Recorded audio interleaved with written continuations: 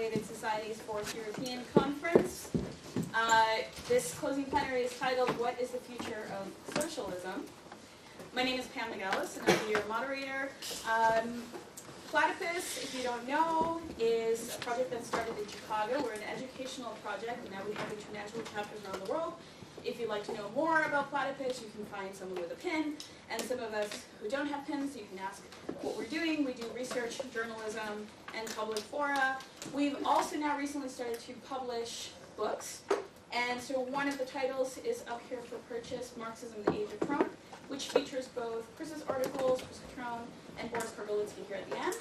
And I'll tell you more about these people a bit later. And there's also some literature. Hello, well, just in time. There's some literature there at the end, including the Platypus Review, which is free and open for submission. You can come this way if you'd like.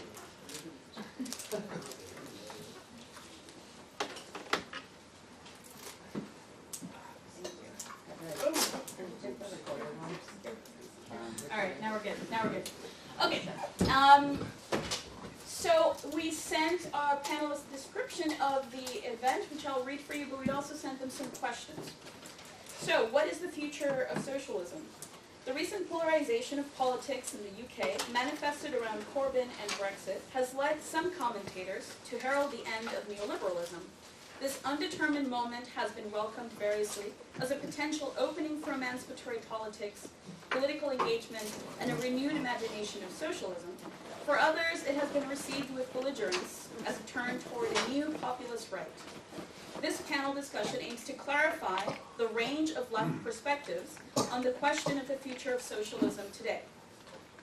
So we sent 5 questions to our panelists, and the first is, are we in a moment of stability or instability? How so? Can we talk of an upset equilibrium in the world? Is there a repoliticization of public life, reviving a culture of political participation and democratic debate? If so, what kind of politics are emerging in this moment? Does the popularity of Jeremy Corbyn and Bernie Sanders constitute a resurgence of socialist politics today? What is the character of these socialist politics? Do you see a future for socialist politics? In what way would this be a break from the history of previous attempts at socialism, for example, the anti-war movement and the New Left? What are the political tasks socialists must face today? And finally, do we still need the dictatorship of the proletariat? Why or why not? So I am joined by our esteemed panel here, and from the farthest from me, we have Boris Kagarlitsky. Boris Kagarlitsky is currently the director of the Institute for Globalization Studies and Social Movements and professor at Moscow School for Social and Economic Sciences. Next to him is Alex Demirovic, member of the advisory board of ATTAC Germany, member of the executive board of the Rosa Luxemburg Foundation, and member of the editorial advisory board of the British Journal Historical Materialism, and lots of other things that I'm sure you can tell more about. Next to him, graciously stepping in, Matt Full had to pull out the last minute, so we have Mark Osborne in place, who is also involved in Momentum, the Labour Party, and is a member of the Alliance for Workers' Liberty. He is also an activist in the Teachers' Union. Next to him is Hillel Ticktin, who was born and educated in South Africa, studied at the universities of Cape Town and Moscow, lecturer and reader in the Department of Soviet Studies, and professor of Marxist Studies in the Center for Socialist Theory and Movements at the University of Glasgow. Editor of Critique Journal of Socialist Theory since its foundation of 1973 to 2016. And finally, we have Chris Catrone, who is the founder of the Platypus Affiliated Society and its current president, and is one of the editors, or the editor, and one of the ones featured, an author featured in the recent Platypus Review publishers, Marxism and the Age of Trump. By the way, if you'd like to purchase a title of Platypus and the Age of Trump, you can find Lou over here with his hand raised and give money to him. $15. There you go. Which is a collection of the review's articles in the Platypus Review, as well as transcripts from our events, curated around the topic of Marxism in the Age of Trump. So the structure of tonight's panel will have about 10 minutes for each speaker for their opening remarks, after which we'll have a chance for them to respond to one another, so you'll have about 3 to 4 minutes to respond to one another. after which we'll have the open Q&A. And just so you know, we'll be taking one question at a time and then asking you all to respond. Not everyone has to respond to every single question, but we would like to take one question at a time so that questions do get answered. So welcome, and thank you.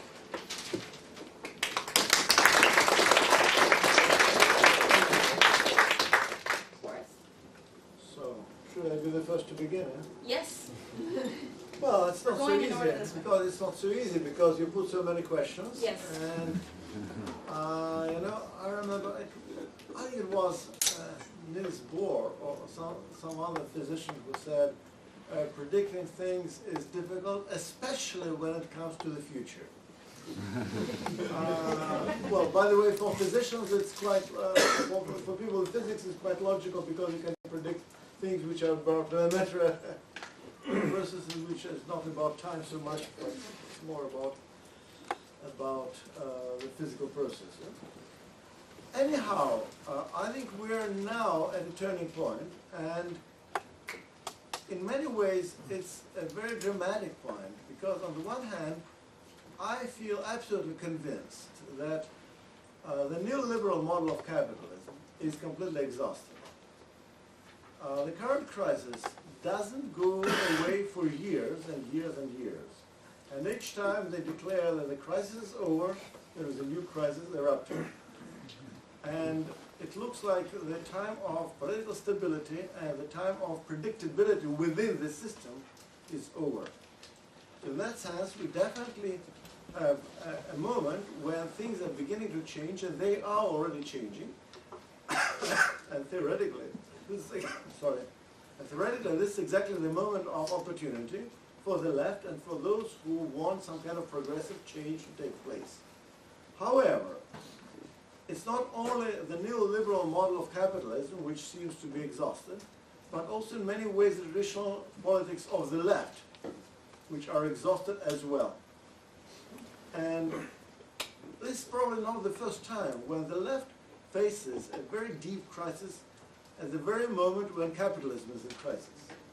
There is a certain logic to it, because we shouldn't forget, for example, the very moment of the deepest crisis of the left reported so far, which was 1914, which was definitely a tremendous crisis of the capitalist system.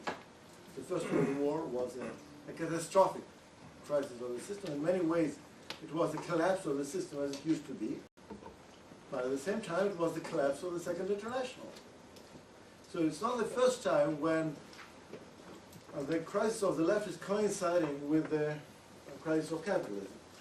And this is quite logical, exactly because certain politics of the left were developed exactly within the framework of a particular capitalist model.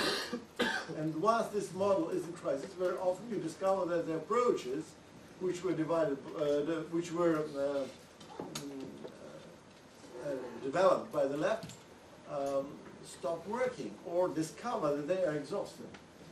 We call this meeting 1968, post-1968 left, and what's the official title is 1968? 50 years after 68, the socialism. Yes, 50 years, right. Okay. Anyhow, this is a very good point. And it's not just about dates. I think in a certain sense, 1968 was also a very important turning point for the left, because it created a new culture, a new politics of the left, in many ways diverting from the traditional politics of class parties and class left, whether represented by the classical social democracy or classical Stalinist communist parties. So the diversion from that kind of left, which was represented by the new left, put forward issues of culture, identity, which made left-wing politics and left-wing culture much more flexible, much more democratic, much more open, but at the same time it was also a diversion from class. So if you're looking at the history of the left from that point of view, what you could see was that the left was moving away from class year after year after year. So in that sense, the left was becoming more a cultural phenomenon than a social and political phenomenon. And ironically, what we ended up with was the kind of left which was very easily integrated into the neoliberal model of capitalism, because it was not putting forward challenges which were undermining economic and social structures of the system as it developed. By the way, it's very interesting that people on the left usually deny the fact that we are retreating from class. Because every time you put forward this kind of question, people say, well, it's not true, we're still kind of devoted to the issues of class. But the problem is not about rhetoric, the problem is about politics. Ironically, the left was not only moving away from class in social terms, it was moving away from politics. So in that sense, once the left became a cultural challenge to the system, ironically, it became in many ways acceptable to the system. Because capitalist system is a very flexible system, and in many ways it can benefit from these cultural challenges, and it did benefit from these cultural challenges. So that is a big irony that many issues which were really very subversive, say in the 60s or 70s, became mainstream. For example, if we are taking issues like feminism or gay rights or quite a few other issues, ecology and so on, many of these issues became integrated into the agenda of neoliberalism. So they becoming part of the mainstream, or some elements of these issues are becoming integrated into the mainstream. And that shows that in many ways the whole cultural approach to politics is exhausted. I think we should, in a certain sense, go away from culture, which sounds a bit kind of scandalous to say that, going away from culture, because it was always this kind of Gramscian concept of culture, which was absolutely essential for left-wing thinking for quite a few years. But I think, let's put it very drastically, it's a time when we have to become very political, and politics is the art of real. So in that sense, we have to put forward questions and agendas which are really about making things done now, or in the short and mid-term, which again puts forward another question, whether we're becoming kind of newly born social democrats. Because the cultural criticism of capitalism could be very radical. It could be extremely radical, at the same time without undermining the system. Because as long as it is just a cultural criticism, it can be extremely radical in rhetorical terms. And once you are going back to politics in the sense that you have to do real things now, then the question of Corbyn or Bernie Sanders or whatever, then I say, okay, is it about new reformism to be born now as an answer to the current crisis? And I think the answer is both yes and no, because the new reformism is being born spontaneously as the return to politics, which is on the agenda, just because of the crisis of the system. However, at the same time, the question is whether it is enough, and it is definitely not enough, because it's definitely a very limited perspective. So the question is how to go beyond that without just rejecting the need for short-term and immediate answers, but formulating the immediate answers which can move you forward beyond these immediate questions. So the final thing I wanted to say is that Leon Trotsky had a very good idea about transitional program or transitional demands. I think, though I am in no way a kind of Trotskyist, but on this matter, I think it'll be very good if we reread some of the late Trotsky, in the sense that we have to think in terms of transitional demands and transitional politics, which can be both reformist in the short term, but go beyond reformist thinking and reformist demands in the mid and long term. So that's basically something I wanted to say to start with. Thank you.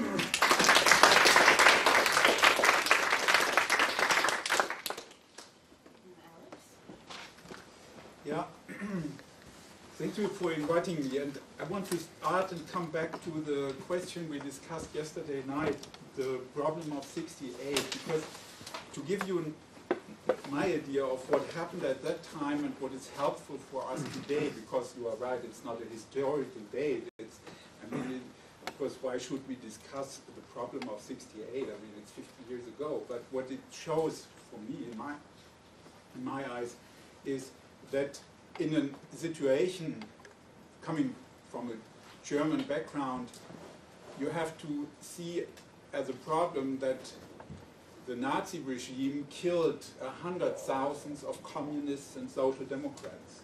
So there was nothing left on the left side of the country. And many of the Nazi officials were still in official positions. So it was really for the left a very defensive situation, and it played a very little role in West Germany, not to speak of GDR, yeah, that's an important difference, but my background is West Germany, and so this is my reference for this argument. And you know, 68 was meant for us suddenly that socialism is something that is still alive. It is able to reproduce under conditions nobody expected at the time that socialism would play a role. And this is important because it says, in my eyes, that socialism plays a role in the reproduction of the capitalist contradictions. And it's not only one contradiction, there are several contradictions. We already discussed this problem. Yeah, and is it worth to differentiate between main and other contradictions? But in my eyes, we have several contradictions with regard to environment, with regard to gender and sex relations, and so on and so on. And we have this kind of exhaustion of the life conditions, the individual life conditions, the environmental life conditions, the self-destruction of capitalist reproduction. And socialism is playing a part of that process and can, in this way, is reproduced on always, let's say, higher levels, different levels. It's reproducing in different ways, and it's always so plays a role and is part of the process. So we can't say what the socialism of the future will be. I mean, this is not possible. What we can say is, like Gramsci put it in his prison notes, that what we can say, there will be struggle. And there will be a reproduction of socialism and communism as a way out of capitalist relations. This is, I think, what the 68 teaches us. Yeah, and so insofar I would say this is still an important reference point, yeah, to encourage us in the way how we can deal with the current problems. So this is what I think what is in a way your question for. Do you see a future for socialist politics? Yes, I see. Because, I mean, what happened in 68? So, and now maybe this is an interesting debate between us here on the panel, because my impression is that we have a continuity of neoliberalism.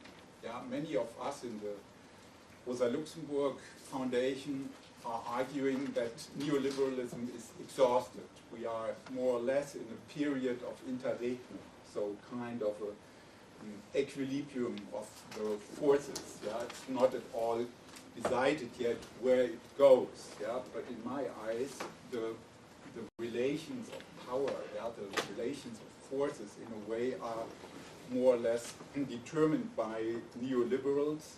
Yeah, and I would say that we're experiencing now the entrance in a third period of neoliberal rule, that means, and I refer here to the argument of Jamie Peck when he spoke about the rollback neoliberalism and the roll out neoliberalism. I would say now, after the experience of the crisis and the social movements in 2011, 12, and so forth, yeah, and all these recent years, yeah, I think the reaction of the bourgeois class is to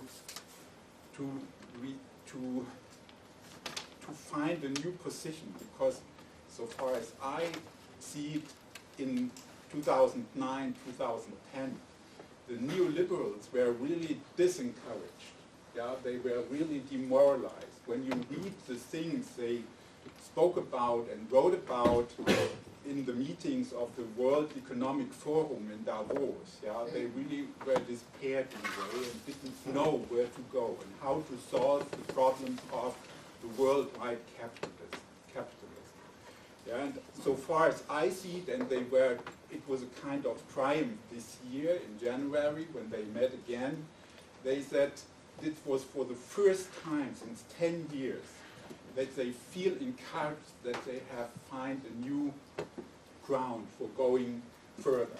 You know, I would say this new ground, this new basis for their action is the right populism, the authoritarian populism, and the strategies of what we have now in the US, in many of the European countries, and this kind of imbalances, I mean the way that to make decisions becoming more and more difficult when you see what was coming out of the French elections, the presidential elections, what was the result of the Austrian elections, when you see what happens in Czechia, and so on, and even the difficulties for the German parties to establish a new, or to find a way to establish a new government, in my eyes, gives us a hint that politics for the bourgeois class is becoming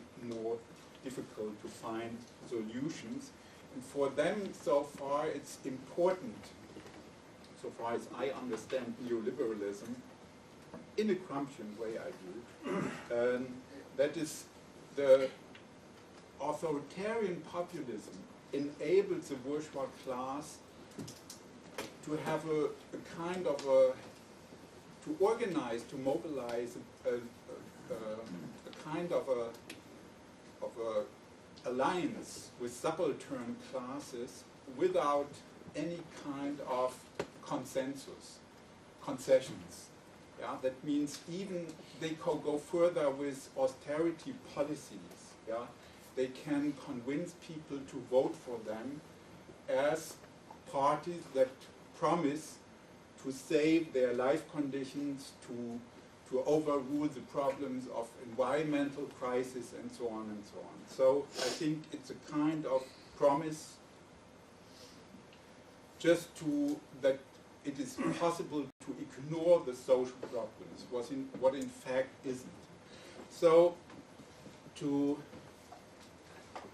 what do we need? In my eyes, insofar I would say there is a repoliticization, what is of public life, what is your second question, yeah, and I would say the problem is it's a repoliticization, but on the wrong side, from our perspective, it's repoliticization of the right, yeah, on the right side, and so it involves a lot of people who were or are in distance, yeah, and criticizing from a populist, authoritarian populist view, the so-called political class, which is, as you know, perhaps a fascist term, yeah, and but it's a strong argument on the right, yeah, to speak of the political class, the political elite.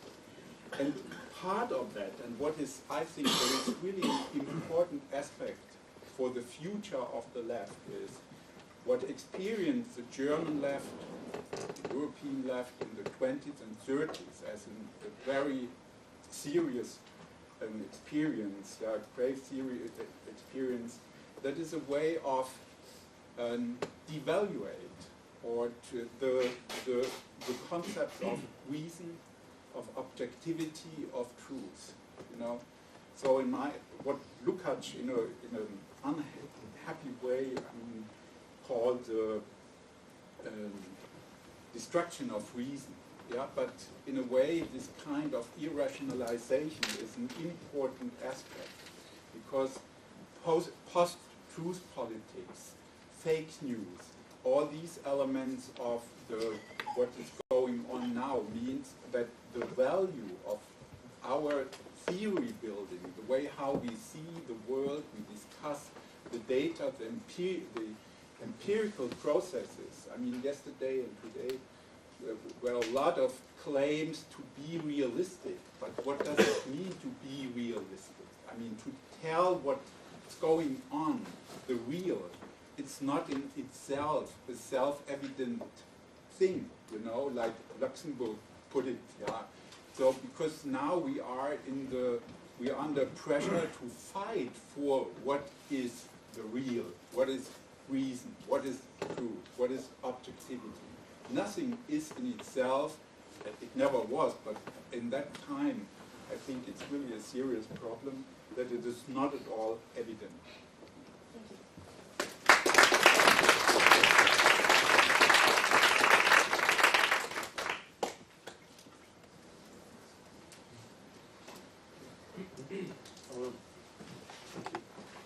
I think you're going to get a slightly different speech from me.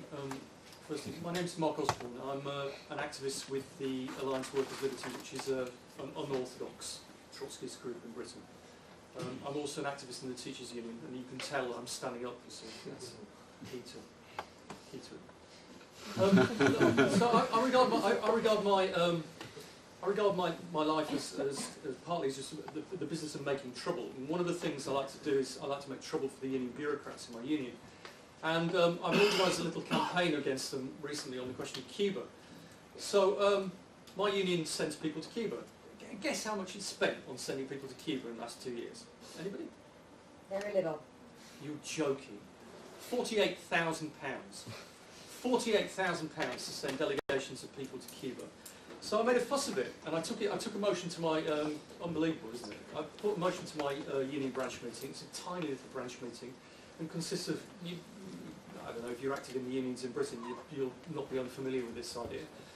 And I put this motion, and I said, this is a ridiculous waste of money, and it's worse than that, because Cuba is, it's not high standards in Budapest, but it's a one-party police state which bans trade unions. There are no free trade unions in Cuba, right? We couldn't be holding our meeting in Camberwell just down the road if we were facing the Cuban security services.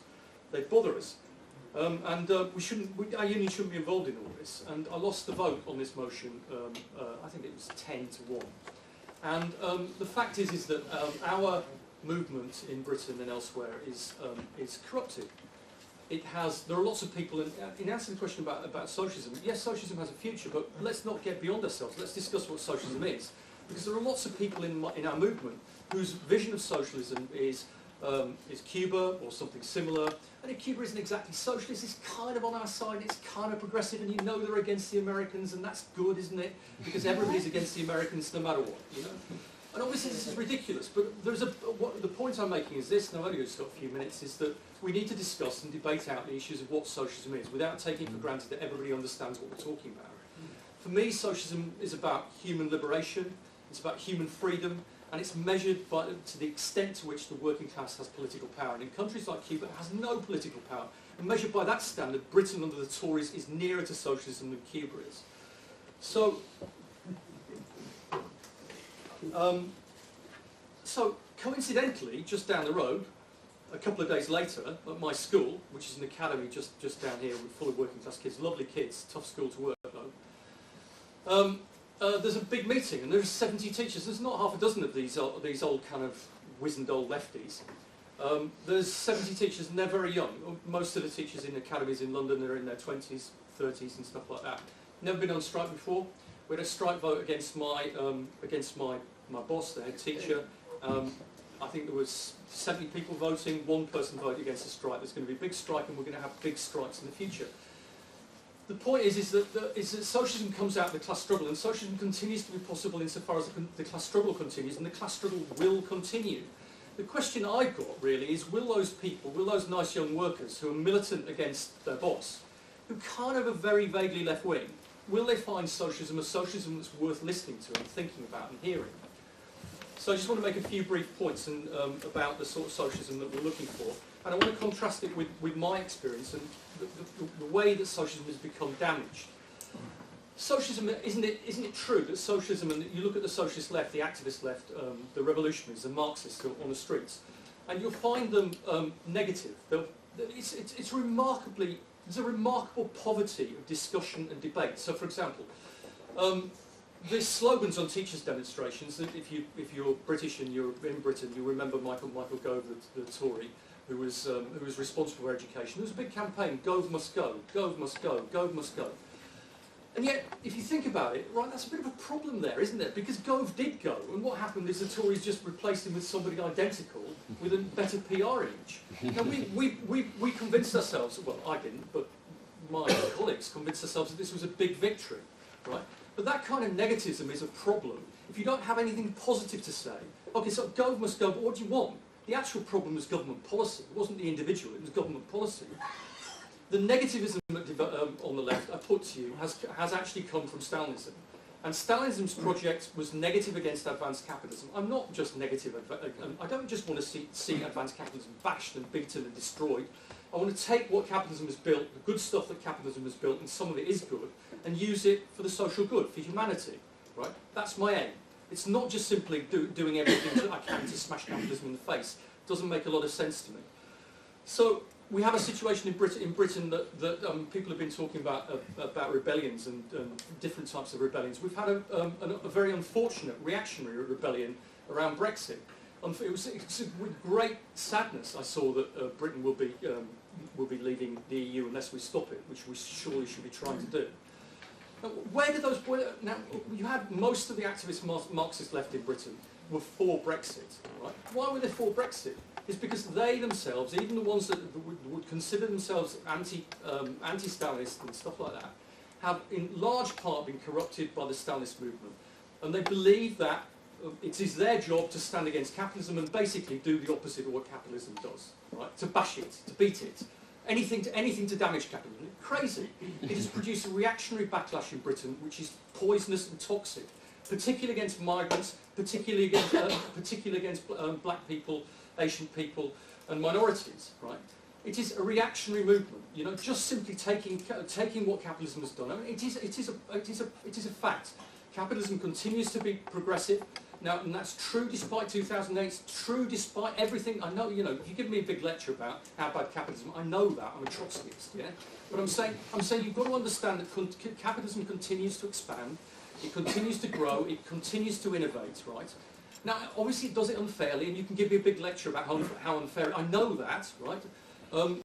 But it continues to do things that are worth doing. It does it obviously in its own way, it does it in its own interests, it has its own agenda, it distributes goods and everything else unequally and unevenly, and that's wrong. But capitalism continues to, you know, to do things. And in the context of Brexit, one of the things, because the working class wasn't able to unite Europe, the bourgeoisie began doing it for it. And just simply trying to undo that is a reactionary mess. And, you know, dressed up with all this on the British left with all sorts of crazy perspectives which has now been rather forgotten. You know, when we get Brexit, the Tories will fall. You remember what happened actually? The Tories didn't fall. There was a seamless transition to May. She's buggered it up a bit since. But actually, the real problem was inside the Labour Party, and there was a massive backlash against Corbyn. That's what happened, right? So this negativism against capitalism and the negativism in general, the lack of a positive agenda, is a real problem for the Marxist left, or the would-be Marxist left. And I mentioned very briefly about negativism against America. I mean, frankly, again, if you want a shocking idea, a shocking thought, is there are plenty of worse things than the American state in the world. You just think about what's happened in Raqqa and Mosul, right? These regimes compare unfavourably to the regimes that existed in, say, Rome and Berlin in the mid-1930s, right? So we need to reposition ourselves and slough off a lot of the nonsense of the past, and think openly and consciously about how we can rediscover an authentic Marxism based on a rational discussion of the real world as it actually exists. So the final point I want to make is this: I guess you know, the last time I was in it was about Corbyn and the Labour Party in Britain. Is that for me I brought some books from Workers' Liberty. We're interested in ideas. Don't let me just don't get the idea or not. We're also centrally interested in linking in with the mass movement, of bringing those ideas to a large number of people, of engaging, of shaping struggles, of helping people to discover a different way, right? So I'm trying to persuade you that there's something to be done here. And the last time I was in this room, it was entirely full. It was an audience about this size, but it was entirely full of the local Labour Party left, of one Labour Party just down the road. That Labour Party left overran the local right-wing Labour Party 2 weeks ago, and it's now run by people who are Corbynistas of a general sense, and some very good people amongst them. Some workers and some youth, some people who actually want to transform the Labour movement into a movement that fights for working class people and their interests, not does what Blair did to the Labour Party and trash it and create a Christian Democratic Party. I might also say that it's important to recognise that if you've been thinking for a long while that social democracy is dead, well, you need to think again. You need to reorientate. It's a long way from being dead, right? And just to react to it by just simply rejecting it and saying where Marx is crazy too. The way people find Marxism is by Marxists being a part of the mass movement and talking and discussing and educating and using some of the ideas that have been mentioned in the past about Trotsky's transitional programme. You want to talk about Trotsky's transitional programme today? It's very easy. The fight for free education is a transitional demand. The fight for a rebuilt NHS is a transitional demand. If you think about what the NHS represents, it represents in microcosm the idea, not the reality, the idea represents in microcosm the idea of socialism. Take the NHS and expand it. Take the idea that people are entitled to free healthcare at the point of use, right? High quality healthcare for everybody, irrespective of how much money you've got in your bank balance or in your pocket, is the core of a socialist idea. You can go a long way by just taking that idea and expanding it, as we are doing in the Labour Party now. You're out of time. Yeah, I'm sorry. So I'll wrap up. Thank you for listening.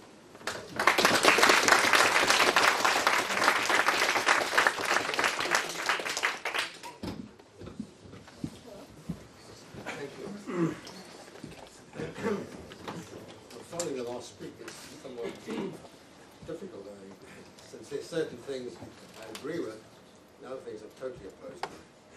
And my own approach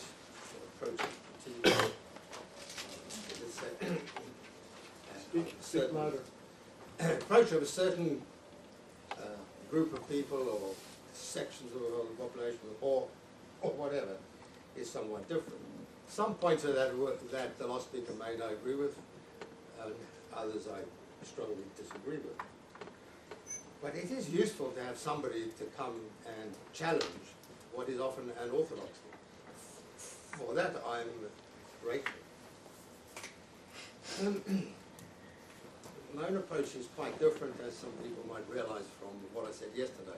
I'm not going to repeat what I said yesterday, although that might happen for other reasons, as it were, other reasons than the fact that I'm giving an outline in response to the overall question.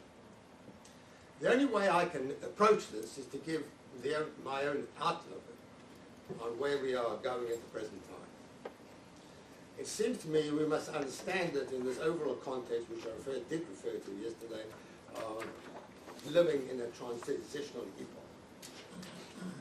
And in this epoch, we've had the First World War, which the revolution took place, succeeded by a massive depression and then a Second World War, at the end of which the ruling class decided that it would have to make certain concessions, and it made them. It didn't make them everywhere, and it wasn't uniform, but it made them.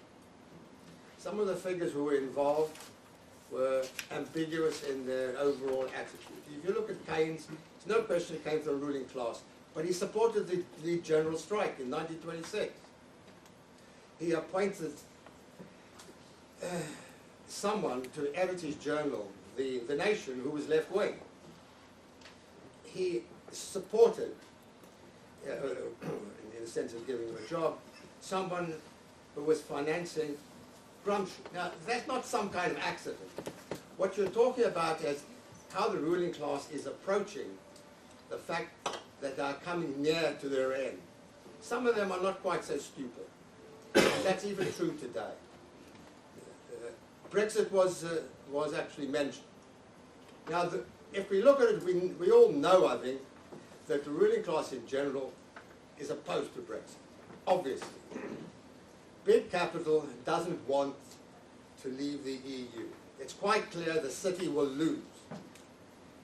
That's finance capital. It's not all big capital, but big capital in general has been quite vocal in being opposed. This is a capitalist country. How come it's going against the interests of the capitalist class? What's going on? It's to simply say that if you're left wing, you should support Brexit is, I agree with the last speaker, a nonsense. Personally, I abstained last time in 75 also. As, one doesn't, in my view, vote on what the capitalist class is intending for its system. We oppose what we oppose, and we support what we support. We can oppose within the EU or outside the EU. But that is another question. The point is the ruling class has been quite clever about it. What they seem to be doing is making a concession, publicly making a concession, to what apparently section of the working class, or large sections, I think nearly every county in Britain voted for Brexit. They are publicly conceding in order to provide a bone, as it were, to the working class. Now, that's not the only place it's actually happening. You have the oddity where, which was quoted in the Financial Times, in an article by Gillian Tett, where finance capital was stating the necessity to concede socially, make certain social concessions. Part of our understanding today, which is what I'm going to now build on, is the switch to finance capital. So what we have is BlackRock, which has $5 trillion, $5 to $6 trillion under administration, and we have Vanguard with $15 trillion under administration. Apart from that, simply held in the bank without being invested, you have something like 27 to 28 trillion being held in the bank in New York level. So it's simply a representation of what is happening. But what I began this point was simply that the ruling class, in the person of Larry Fink and Bill McNabb, who are the two people in charge of the finance capitalist firms I'm talking about, in Switzerland a month ago, we're talking about being socially concessive. Now, that is not an accident. It's also not an accident that you have the absurdity of certain people in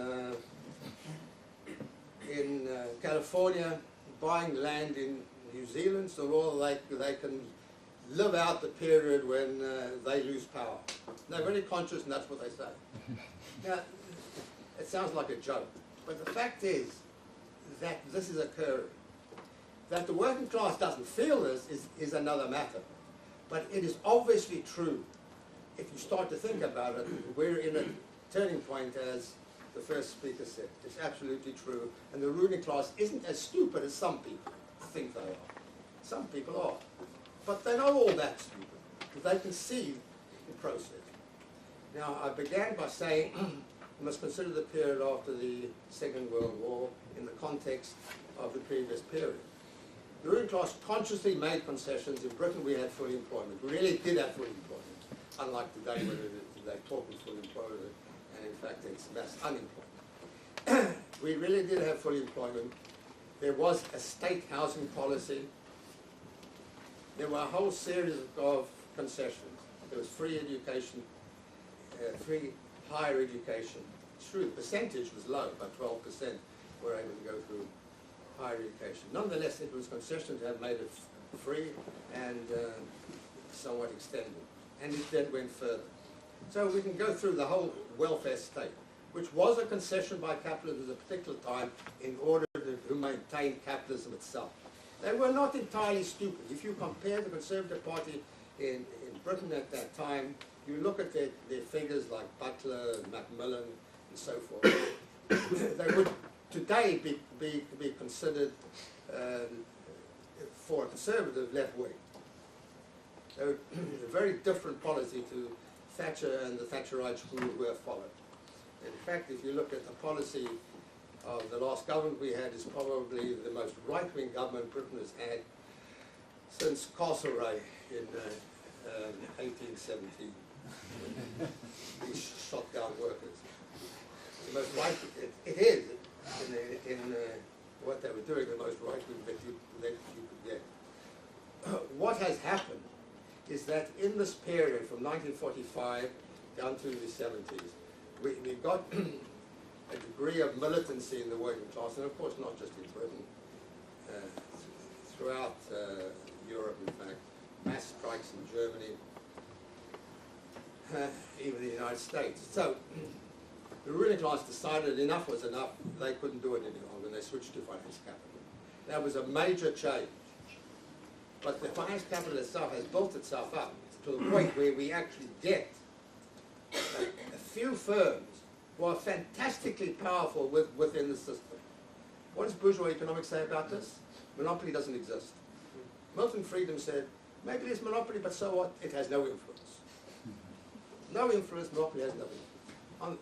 The fact that monopolies and the particular form of finance capital is so is completely left out of it. Now, it isn't that the ruling class doesn't know this. You can read it in The Economist. They've described it in enormous detail. Now, that's what's happened. An increasing power, concentrated power, on the part of the ruling class on the one hand. On the other hand, you had a shift in power away from the working class. The idea that there's some sort of neoliberal viewpoint which is articulated by Thatcher and Thatcherites and Reaganites and so forth of how wonderful and genuine capitalism would be, is really secondary. And one shouldn't be captured by it. I don't agree with the term neoliberalism, I don't know what on earth it is. I don't think that is what exists. What exists is a return to the pristine form of capitalism, which existed effectively with an attempt to return.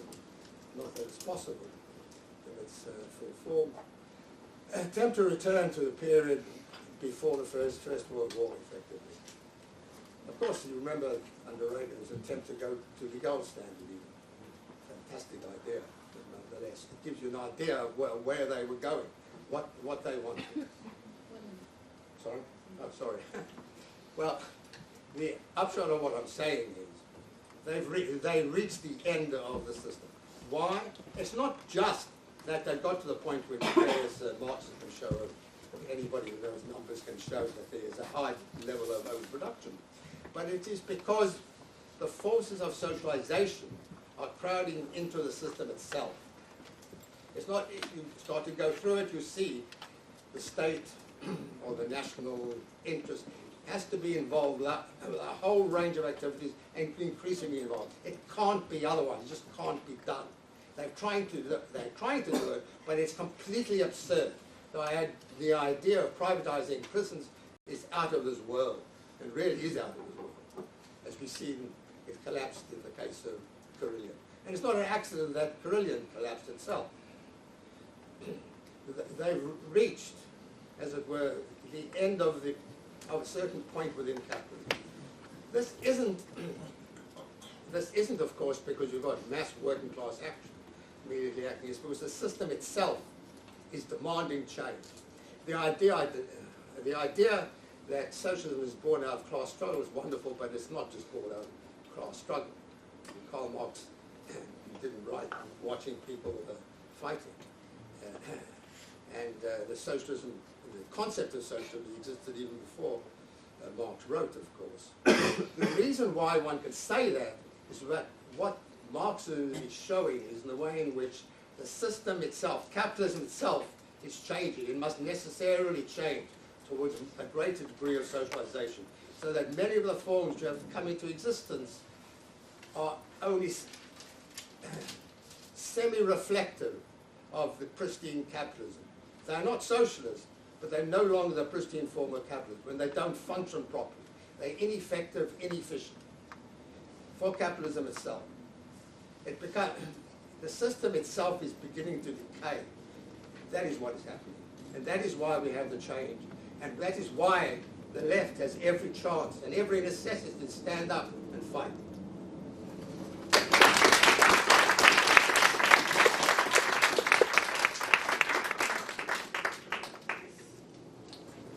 All right. My talk is subtitled, what kind of illness is capitalism? So the future of socialism, what kind of illness is capitalism? Let's start with a quotation from Theodor Adorno from Negative Dialectics. He wrote, "The liquidation of Marxist theory by dogmatization and thought taboos contributed to the bad practice. The interrelation of both moments of theory and practice is not settled once and for all, but fluctuates historically. Those who chide theory for being anachronistic obey the topos of dismissing as obsolete what remains painful because it was thwarted. The fact that history has rolled over certain positions will be respected as a verdict on their truth content only by those who agree with Schiller that world history is the world tribunal. What has been cast aside but not absorbed theoretically will often yield its truth content only later. It festers as a sore on the prevailing health. This will lead back to it in changed situations." So I want to start with a kind of a thesis statement. The future of socialism is the future of capitalism. The future of capitalism is the future of socialism. Socialism is an illness of capitalism. Socialism is the prognosis of capitalism. In this respect, it is a certain diagnosis of capitalism. It's a symptom of capitalism. It is capitalism's pathology. It recurs, returning and repeating. So long as there is capitalism, there will be demands for socialism. But capitalism has changed throughout its history and thus become conditioned by the demands for socialism. Their histories are inextricably connected and intertwined. This is still true today. Society under capitalism in its concrete form will be conditioned by the need to realize capital. This means that society will be conditioned by the contradiction of capital. The future of socialism will be conditioned by that contradiction. It is an illness of self-contradiction of society in capitalism. What kind of illness is capitalism? Friedrich Nietzsche described the modern affliction of nihilism in capitalism. He didn't use the term capitalism, but he described it as, quote, an illness, but the way pregnancy is an illness. Socialism is the pathology of capitalism. In terms of Marx and Engels' manifesto, communism is the specter, and capitalism is the pathology of socialism, always threatening its return. The question is the prognosis of socialism, the prognosis of capitalism. Capitalism is an illness, a pathology of potential. We suffer from the unrealized potential of capital. Capitalism is an imbalance of production and appropriation. It is a problem of how society produces and how society appropriates its own production. As such, it is a problem of metabolism. This is often referred to, for instance, by Keynesians as a problem of overproduction, a problem of underconsumption. But it is more self-contradictory than that. It is more than a temporary market imbalance awaiting correction, either by the state or by the market itself. Turning over the issues of production and consumption, we find that capitalism is also a problem of overconsumption of resources. Marx called it the wearing out of both the worker and nature, and an underconsumption of value. For instance, in an overabundance of money without outlet as capital investment. It is also, however, an underproduction of resources, wastage of nature and labor, and an overproduction of value. It is, as Marx called it, a problem of surplus value, of its production and consumption. The pathology of capitalism is a metabolic disorder. As capitalism is usually addressed by contemporary commentators, it is not, however, a disorder of scarcity or of overabundance, nor of hierarchy or of equality, for instance, a problem of leveling down, but rather as a problem of what Marx called the social metabolism, It exhibits all these symptoms alternately and indeed simultaneously. In the way that Nietzsche regarded capitalist modernity as an illness, but an illness the way pregnancy is an illness, not to be cured in the sense of something to be eliminated, but rather successfully gone through to bring forth new life. Is capitalism a chronic or an acute condition? Capitalism is not to be analogized well, for instance, to cancer, because that would imply that it is a terminal condition. No, rather than socialism waiting for capitalism to die, however, the question is whether socialism is merely a fever dream of capitalism, one which chronically recurs occasionally, but ultimately passes in time. Capitalism is not a terminal condition, but rather is itself a form of life, a pathological form of life, to be sure. But as Nietzsche and as Christianity itself observed, life itself is a form of suffering. But what if capitalism is not merely a form of life, hence a form of suffering, but also a potential form of new life beyond itself? What if the recurrent symptom of socialism, the crisis of capitalism, is a pregnancy that we have failed to bring to term and has instead miscarried or been aborted?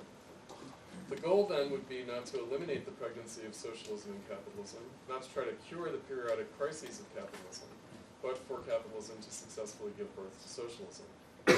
This would mean encouraging the health of capitalism in a certain sense. Perhaps humanity has proven too ill when undergoing capitalism to successfully give birth to socialism. But the pregnancy has been mistaken for an illness to be cured rather than what it actually was, a symptom of potential new life in the process of emerging. Past Marxists used the metaphor of revolution as the midwife of history, and they use this very precisely. Socialist revolution would make socialism possible, but would not bring forth socialism ready-made. An infant, moreover one that is not yet even born, is not a mature form of life. These are the stakes of properly recognizing capitalism for what it is, the potential for socialism. If we mistake capitalism for an illness to be eliminated, then we undergo its pathology periodically, but fail to bring forth the new life that capitalism is constantly generating from within itself. The point then would be not to avoid capitalism, not to avoid the pregnancy of socialism, but rather allowing capitalism to undergo its own process of crisis and maturation.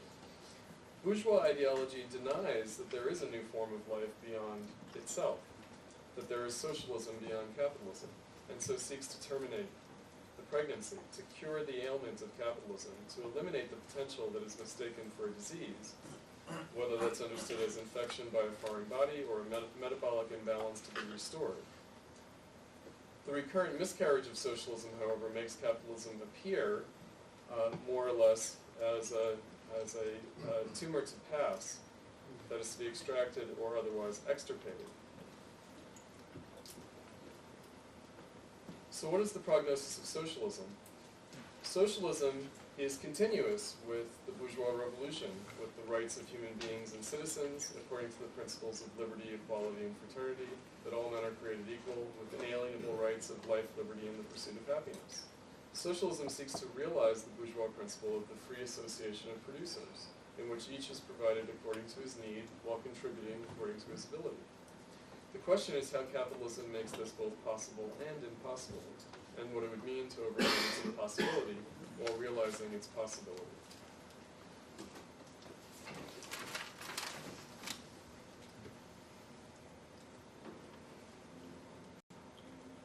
Let's skip ahead a little bit in the interest of time.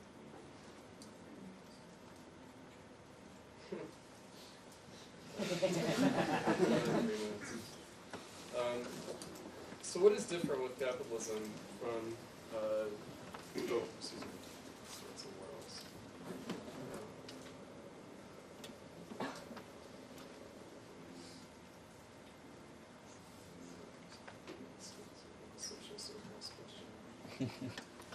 How is capitalism different from any other form of civilization in history? All recorded history, as Engels cleverly footnoted the Communist Manifesto, is in the history of class struggle. Not all human community, but rather all recorded history, meaning specifically the history of civilization. So what is civilization? What makes civilization different from the Paleolithic condition of humanity? is the production of a social surplus. So what is different about capitalism?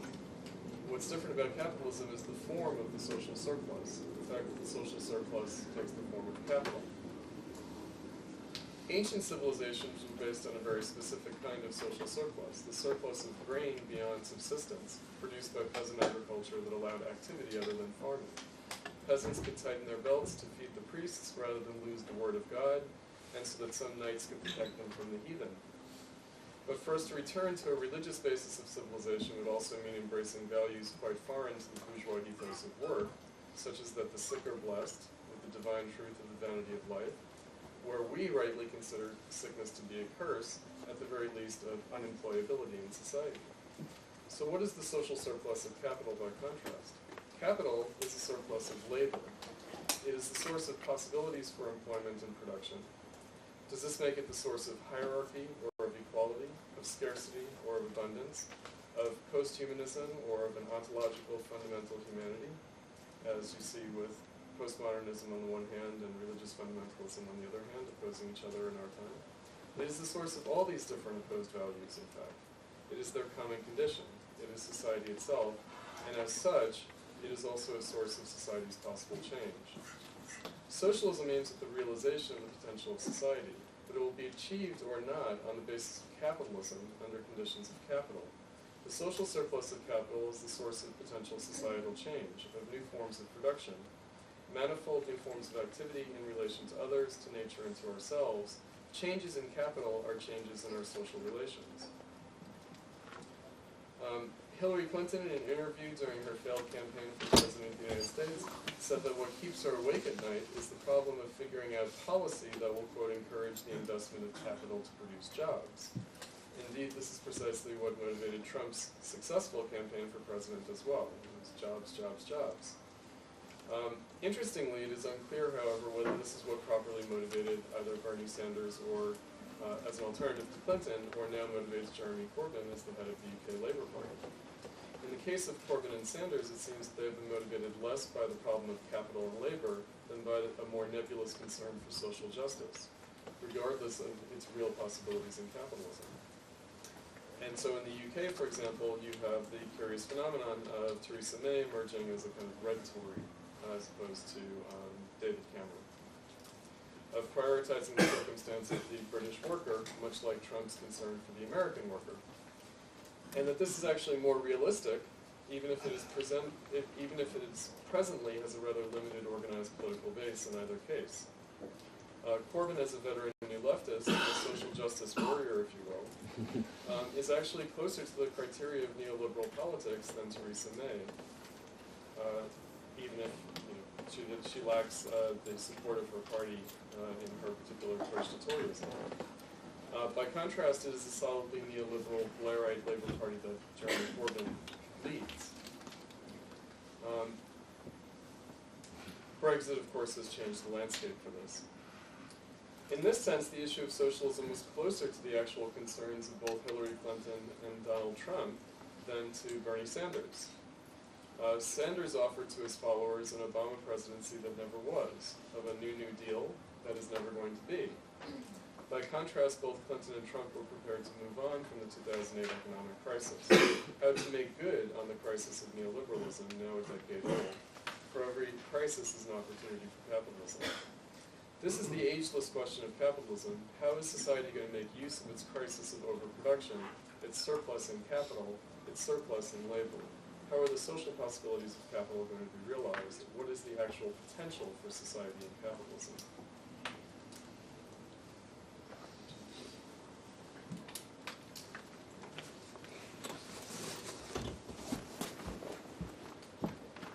We should not assume that capitalist production, however contradictory, is at an end. No, we are not at an end to forms of scarcity under conditions of abundance, or an end to hierarchies conditioned by social equality. As Walter Benjamin once observed in conversation with Bertolt Brecht during the blackest hour of fascism at the midnight of the last century, we must not begin with the good old days, which were in fact never so good, but rather with the bad new ones. We must take the bad with the good, we must take the good with the bad. We must try to make good on the reality of capitalism. As Benjamin put it, we must try to redeem its otherwise horrific sacrifices, which indeed are continuous with those in all of civilization itself, what Benjamin called the history of barbarism. History, the demand for socialism, tasks us with its redemption. The future of capitalism is the future of socialism. The future of socialism is the future of capitalism.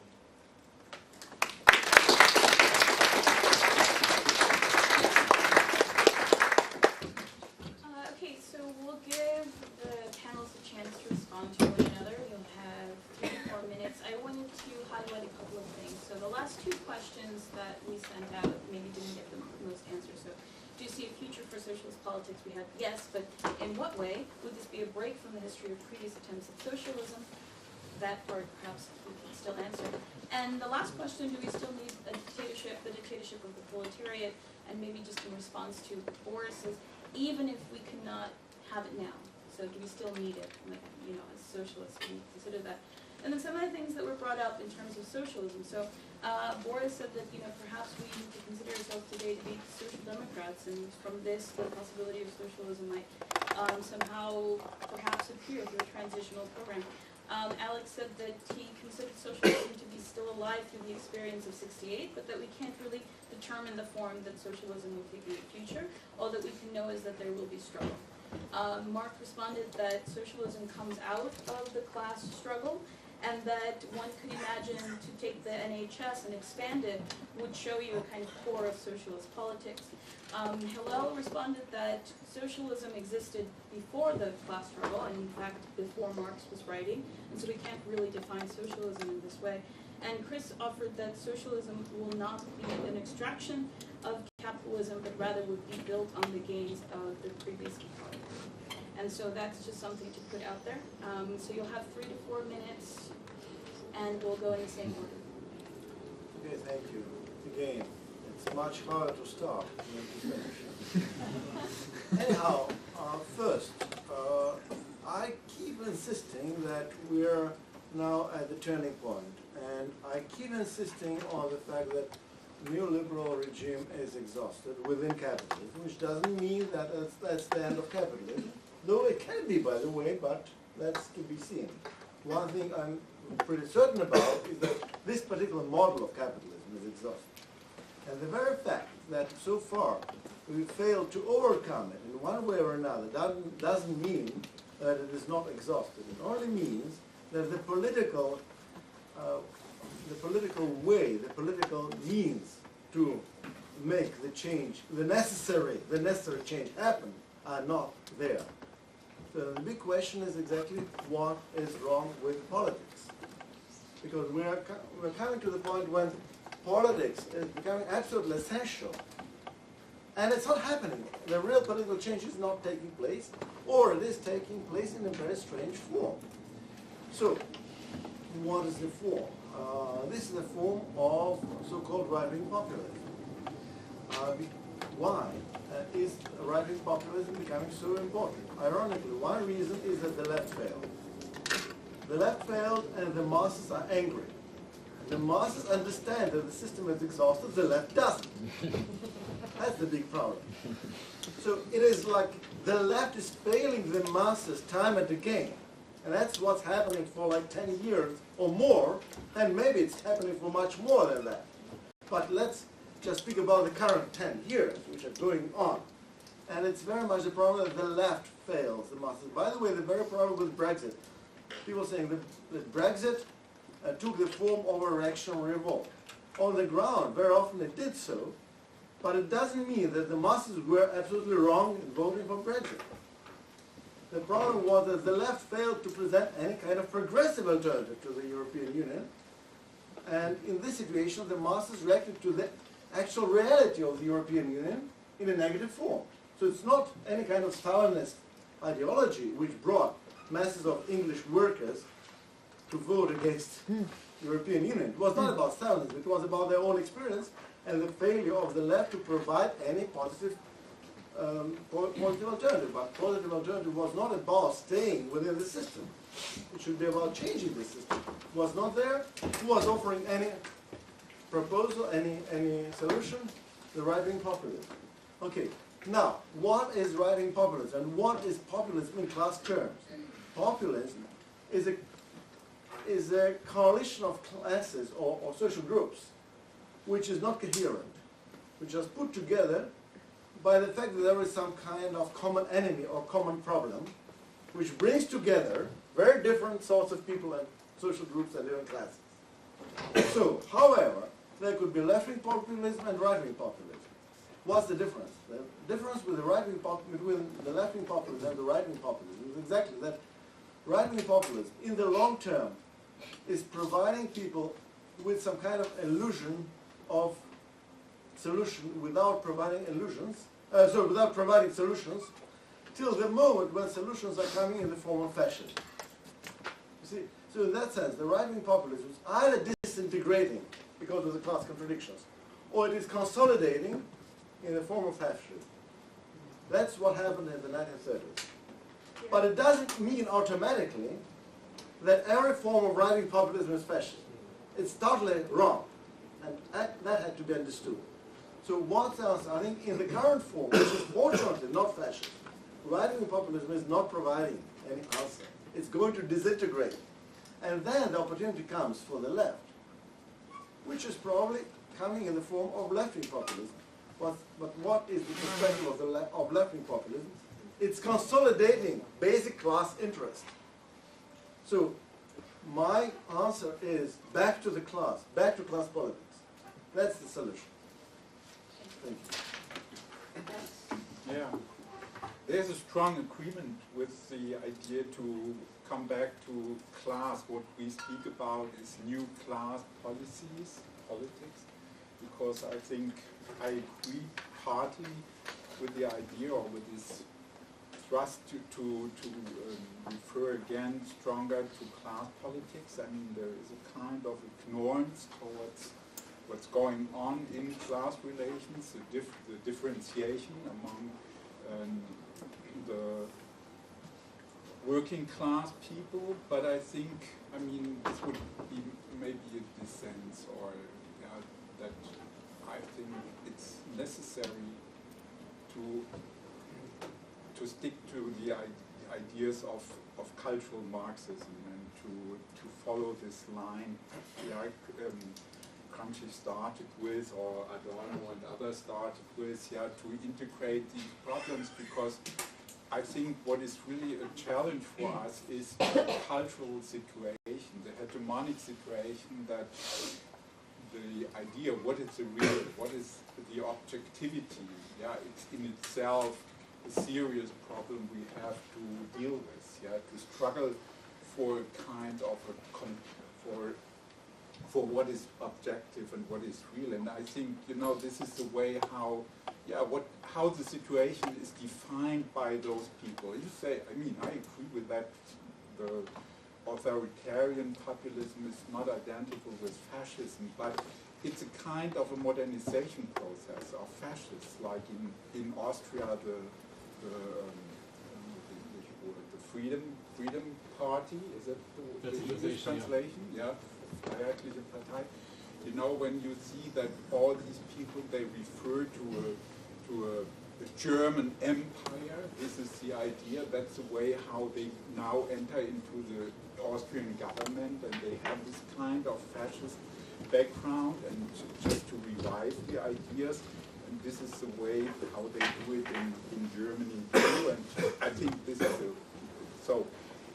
but to say this, I mean, for me, it's not at all clear what does it mean exhausted and what is the transitional epoch. I think capitalism, is a constant process of self-revolution. It's a revolutionary organism, like Marx and Gramsci put it. It's in itself always on the move to change the content of its form, and this makes things so difficult for the left. So, and I see, okay, just to come to this fourth question, I would say, we shouldn't avoid to define socialism in a substantial way. I know how difficult the theory of Ernesto Laclau is, but I think there is a good idea when he speaks of an empty signifier, what means it's a kind of a universalization of demands, that one demand can condense the whole process of social revolution. And I think socialism in that understanding, what I propose here, is that socialism is in a way an empty signifier that for certain periods, certain times, can successfully organize, mobilize, condense a lot of contradictions. Just let me finish the sentence. That I mean that we see that there are some very deep problems of the human beings worldwide. I mean, and I think that means, of course, the financial industry. That means the environmental crisis. That means all the abuses of women or children. So we see how much violence, the sexualized violence is important. So we have 5 or 6 of those general problems, and I think this is what we should understand as something that is to be solved by a way out, and that means socialism. I mean, it solves concrete problems, what was said by Marx in his foreword of the 59 book on the critique of political economy. It has the meaning of solving the problems of human beings. That's the reason why it does exist. Okay, 4 very quick points in 3 minutes. First about Brexit. Of course the British working class, or sections of the British working class, didn't vote for Brexit because they're Stalinists. That's ridiculous. I didn't say that. It's not true. They voted for Brexit because they blamed foreigners for their own difficulties, and they're scapegoating foreigners, and some of them are racist. That's why they voted for Brexit. And there's nothing positive about that, and there's nothing to support in that whatsoever. It's reactionary. Now, my point is about the left, however. Why did the left support that? I mean, the left do not. I mean, you know, organisations on the revolutionary left in Britain, are not. You know, they do reasonable work against racism and in favour of asylum rights and stuff like that. They're not racist. They have a different point of view, and their point of view is shaped by the fact that they have substantially, and I repeat, even the ones that would consider themselves anti-Stalinists, they've been substantially shaped by the experience of Stalinism. And in particular, they've taken on, it is our job to damage capitalism, to do whatever we can to destructure it. It's not a positive way forward, right? We need to understand what capitalism is, we need to take what it's built, we need to control it for humanity's benefit, for all our benefit, for the whole of humanity. Right? Second point about the dictatorship of the proletariat. The dictatorship of the proletariat suffers from exactly the same problem as socialism, except worse. And communism. I mean, if you look at our newspaper over there, we called it Solidarity. And the reason we called it Solidarity is because it was the least damaged word we could think of that conveyed what we wanted. I mean, you talk about communism to lots of people, they will look at you and it means the gulag, it means a lack of freedom, it means oppression. And they're right, it does in many ways. It's not a stupid thing to think, right? So we need to, okay, so the dictatorship of the proletariat, yes, if we understand what that means. I want workers' liberty. I want the working class, the vast majority of people in Britain and the advanced capitalist countries, to take power. In Britain, that means 75% of the population. It's a majority revolution. It will not take place against the workers. It will take place when the workers want to make that revolution. They will make their own state, a different type of state, which will wither. And in this context, very briefly, there's one very important book that is well worth reading that has not dated. Well, has dated, but it still retains all its relevance, and that's Lenin's State and Revolution, which is a fantastic book. It's the most important thing he wrote. So, yes, if we understand what we mean. 3, about the Corbyn movement. The thing about the Corbyn movement is so interesting. It relates to the final point, which is this. Is I'd really like to hear from people in the audience. And my final point is going to be, well, what are you going to do about this? Right? The debate is important. But if that's all you do, it's not good enough. Look, the Corbyn movement now, right, happened, it was perverse. 10 years, it happened almost by accident, because the reaction to the post-2008 crisis was allowed to find a kind of channel by accident, by the fact that David Miliband set something up inside the Labour Party which allowed that expression to take shape. It was strange. It's a peculiar thing to happen, but it's happened. And you now got 500,000 people in the Labour Party, and a lot of young people, like my daughter, for example, who's 17. And it's a good job she isn't here, actually. Okay. No, are very interested, but not directly involved in this, right? It's important. It's important. We have to intervene. This movement is not going to last forever. If you want them to find Marxism, and lots of them are perfectly open to it, you have to go and talk to them. The best place to do it at the moment is in the Labour Party. Now, you might not like that. You might wish it was some other way. And I would kind of join you in that as well.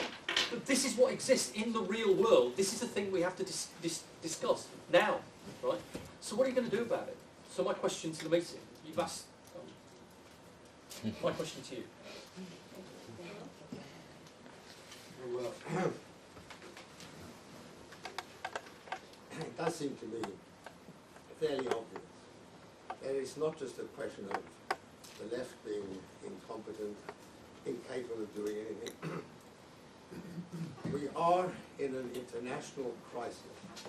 And the position of the third world couldn't be worse. We have millions of people who don't have enough to eat. The situation is not getting better. We all know that. But the system really is in a crisis. Whatever they are saying, the ruling parties are saying, the fact is the rate of work is low. The fact is the capitalist class refuses to invest. It's not going to invest. What's the point of them investing when they don't think they get much of a return? It's better just to hold, which they're expecting something even worse to happen, as I try to say.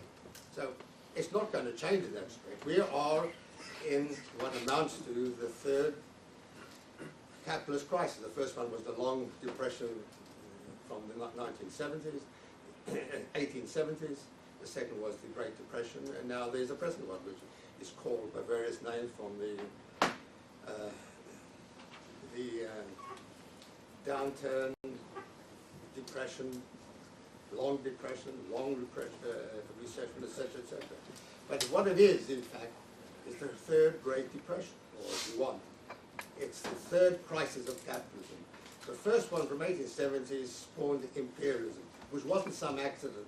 Lenin, after all, argued that that occurred, imperialism, as a solution to the problem of capitalism itself.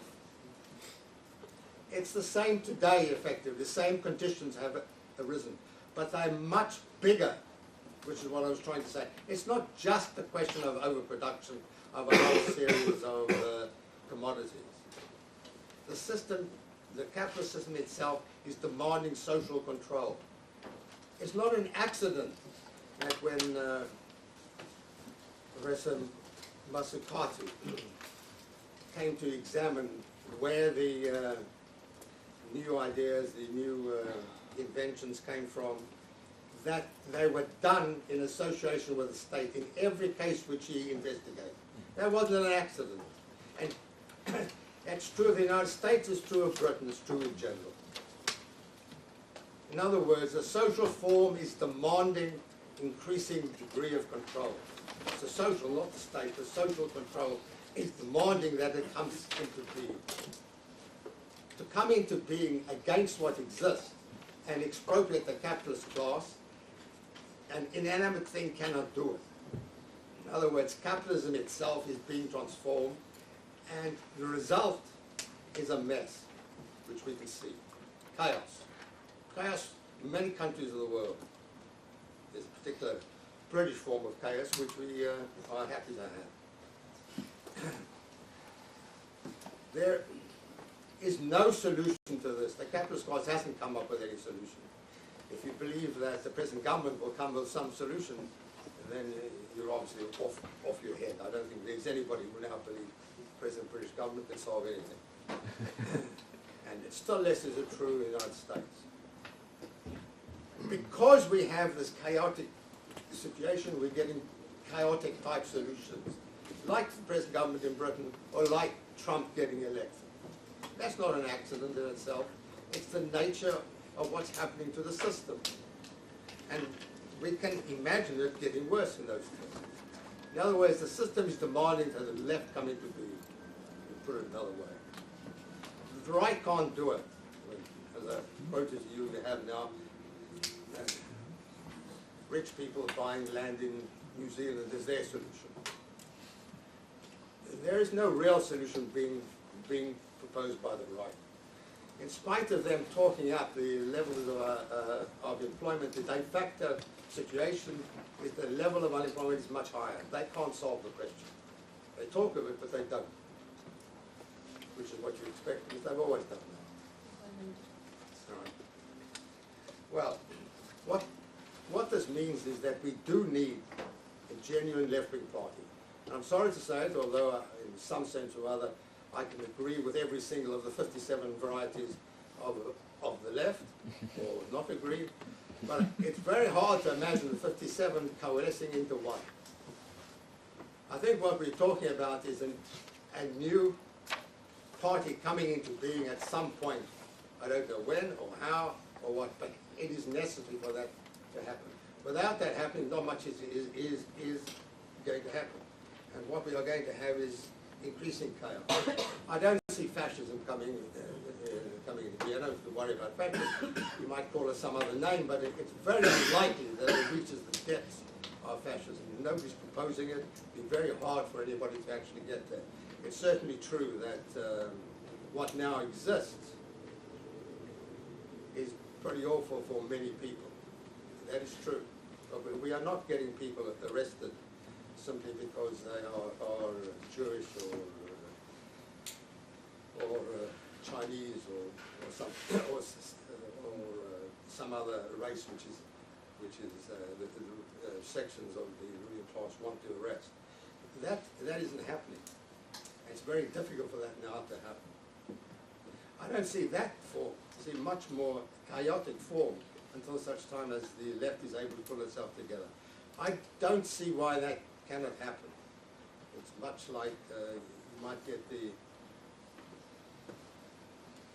formation of a whirlpool all of a sudden in what appeared to be still water. All of a sudden the left will gel itself or pull itself together or something else. Quite obviously the existing groups are not going to do it. That doesn't mean to say that I would go around attacking any of them. Or maybe attack all of them. Thanks.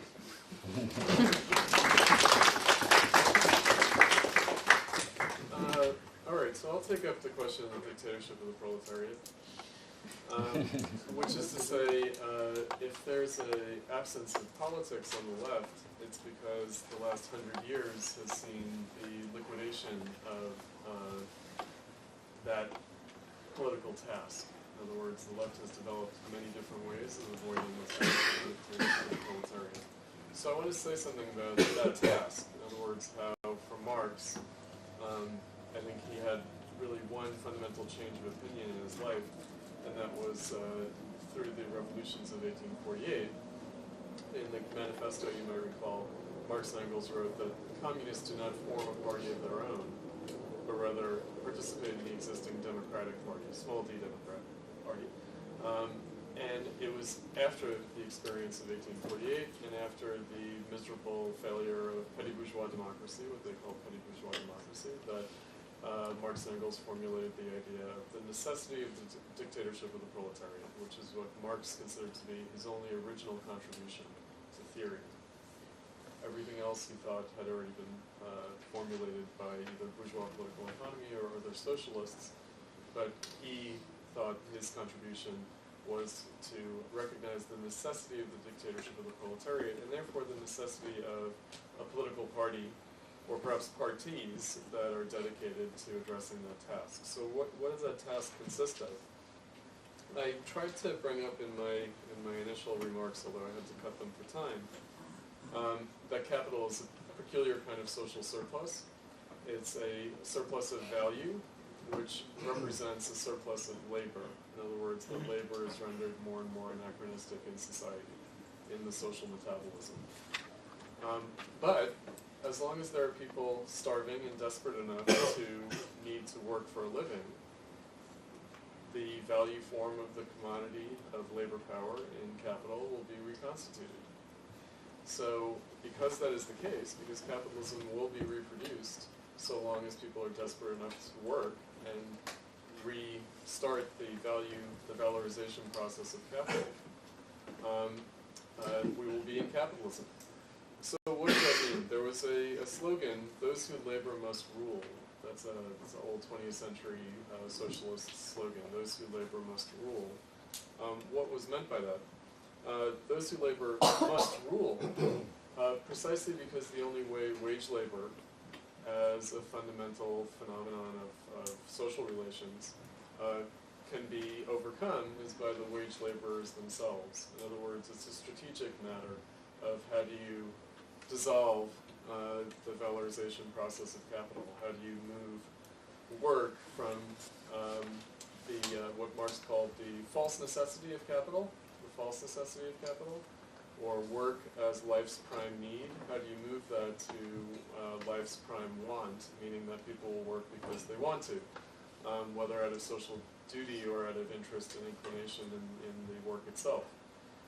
That can only happen when the false necessity of capital is overcome, and that can only happen strategically at the point in which that necessity is reconstituted, and that's through wage labor. So those who labor must rule because it is only the wage laborers that will dissolve wage labor as a social form. And that's why you need the dictatorship of the proletariat.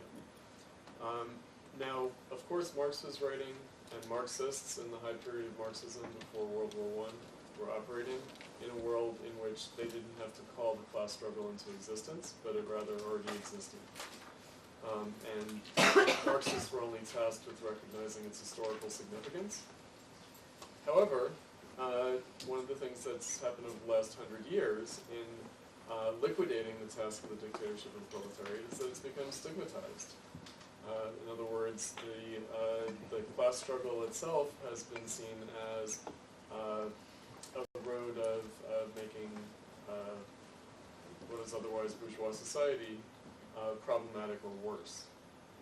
In other words, that what I tried to mention earlier, Marxists understood that the class struggle exacerbated the crisis of capitalism. In other words, it didn't ameliorate or itself overcome the crisis of capitalism, but it exacerbated it and worsened it.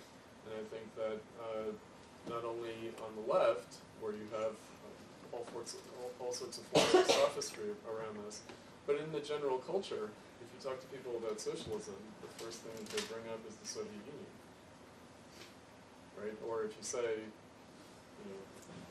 labor should be organized differently, the existing unions are just an arm of capitalism, they say, well, wasn't that tried already? Isn't that going to lead to the Soviet Union? And that's been deeply internalized at a cultural level, in fact. And instead, there's a straw man set up, namely class reductionism, economic reductionism, as somehow obviating all sorts of other social concerns.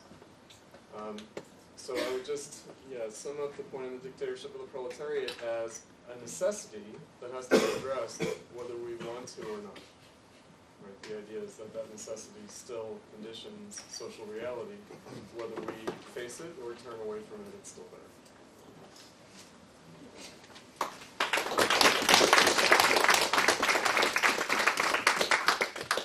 Okay, we have about 40 minutes for Q&A. I'm gonna just take down names, so if I see you and I nod to you, you are on the list. Richard. Well, thank you. So first, a political point, which seems to be an element of disagreement. So from Boris and Chris, I get the sense that there's some sense that the election of Trump, perhaps Brexit, represents an opportunity, whereas the other speakers seem completely hostile to that perspective, or maybe with Hillel, a sense of skepticism, a sense of continuing chaos. But Hillel also seems to feel that there's some crisis, and that the ruling class is scared, which I'm not sure that I see at all. so that, I'd like that sort of to be discussed, how particularly Trump's election is seen by the, and as well as Brexit. And the other thing is the sort of, the fundamental question, does socialism have a future? So again, there's been this discussion of, Stalinism, both at the panel and also 68. And again, on the 68 culture versus class division, I have a sense that Boris and Chris are very skeptical of the cultural Marxism, and maybe not necessarily exactly class, but are skeptical of the legacy of 1968, particularly.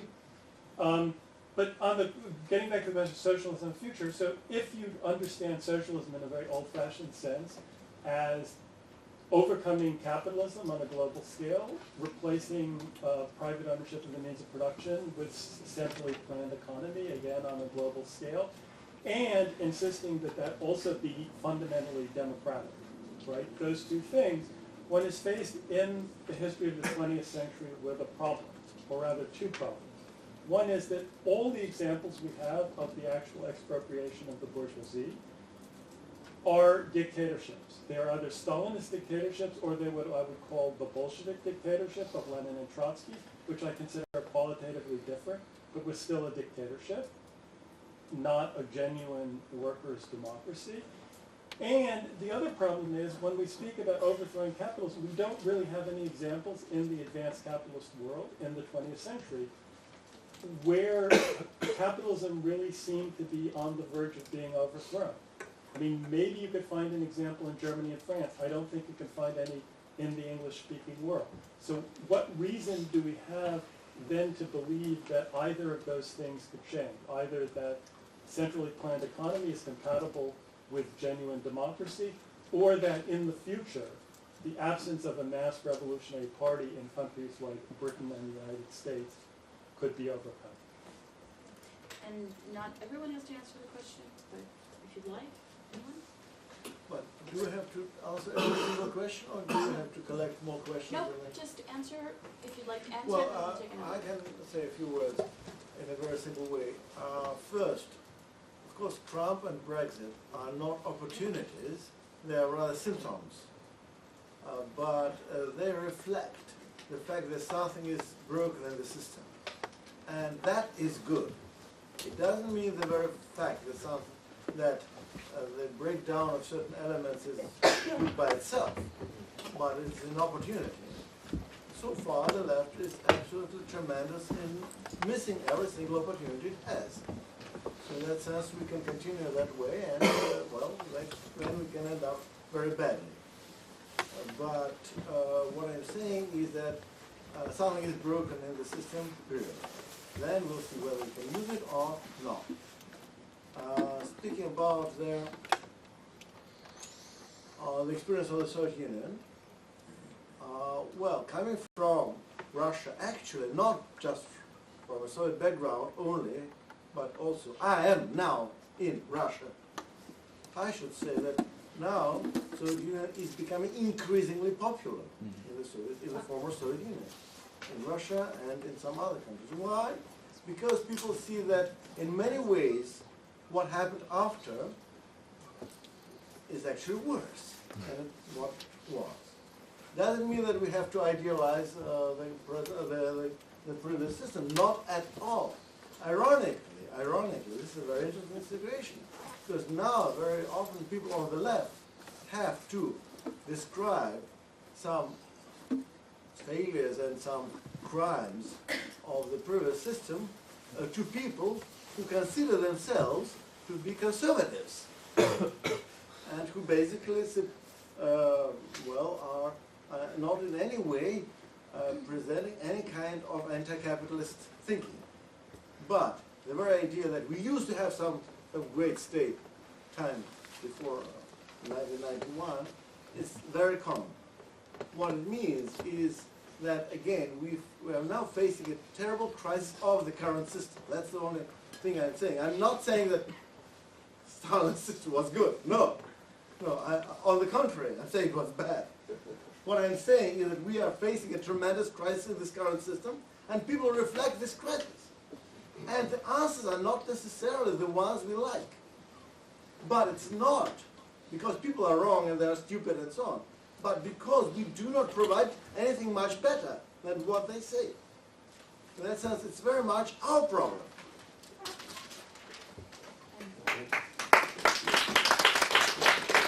Maybe hold your clapping until the very end, so we can keep going. Well, I'd like to agree with Boris, with his different comments. Just on the last point, it's absolutely clear that the capitalist class in the West, or Western governments, whatever you want to call it, made a complete mess of the Soviet Union. What they expected and wanted was a country which would basically be controlled from the West, and in which the population would agree with that change. Instead of which they deindustrialized the place. Of course, everything that Boris has said is widely correct. They made a complete mess of it. It's not just and it's not just the former Soviet Union. It's true of Eastern Europe also. So if you're looking for the origins of a certain amount of dictatorial rule, as it were, or semi-fascism, that's part of the reason why you're getting that kind of change in Hungary and Poland and elsewhere. It's not difficult to see. Now, you might argue that it might be extended to other countries. Of course, it is extended to other countries in the third world. What I was trying to say was that we are in a political economic crisis. The ruling class doesn't know a way out of it. There is a way out of it, if you want, if they're prepared to accept their own overthrow. If they are prepared to invest, expand investment, have full employment, have full development of the force of production. Under those circumstances, the unions would become powerful. We would return to an even stronger position for the working class than in the 70s. The ruling class would be in trouble. They know that, they're consciously saying they don't want it, and will never do it. So we are not going to go back to the period before 1979. It just isn't going to happen. In that case, what solution do they have? There is no solution for them, other than to continue the way they are. That's why I call this chaos, because we are getting people being discontented, wanting change. We are getting parts of the system collapsing. We are getting increasing degree of monopoly, finance, capital, increasingly centralized control, effectively, within capitalism itself. The logic of it you can follow.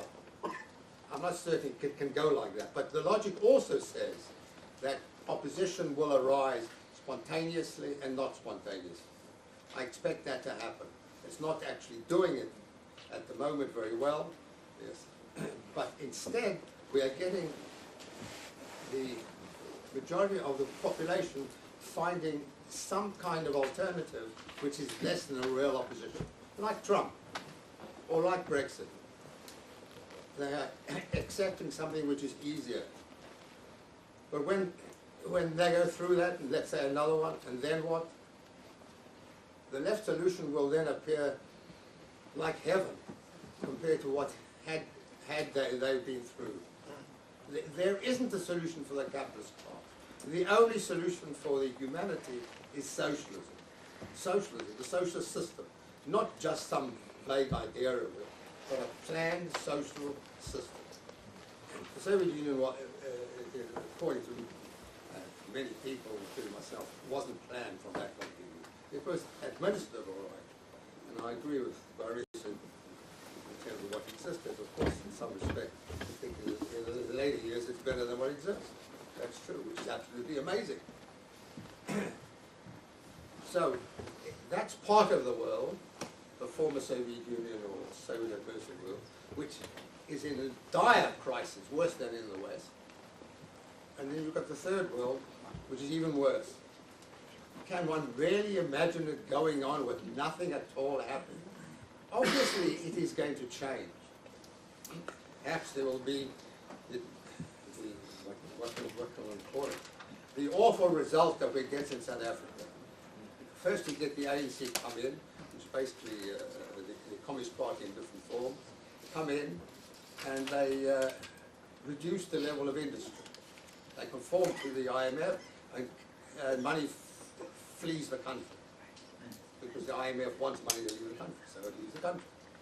So then they end up with a particularly corrupt form under Zuma, and they replace him with somebody who had very little money in '94, and the capitalist class gave a few million to see to it that he would be all right, which he is from their point of view, and no doubt there will be less corruption. But for the majority of the population, what's changed?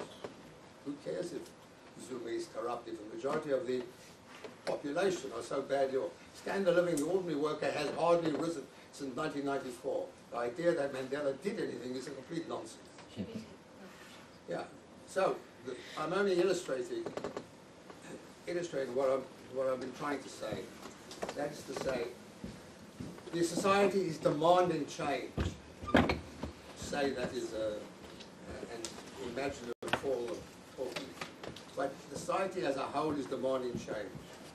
The majority of the population wants change throughout the world. The idea that there will not be some form of party coming to being is itself fanciful. In the past history, the last 200 years, it has come about. It inevitably will come about. However it does it, I don't know it, but it will. I just wanted to, point out that for time purposes, keep your questions short and then also your responses short so that we can get as many questions as we can in there since we're going to be over in about 27 minutes. So Ephraim. Perhaps you can moderate it a little bit more So I will be vigorously. forceful then and then stop you? Because Okay. we need a And new we'll give culture it of discussion. I'll be the first to Place subject that to everybody the speaks formal Okay, around. let's keep going then.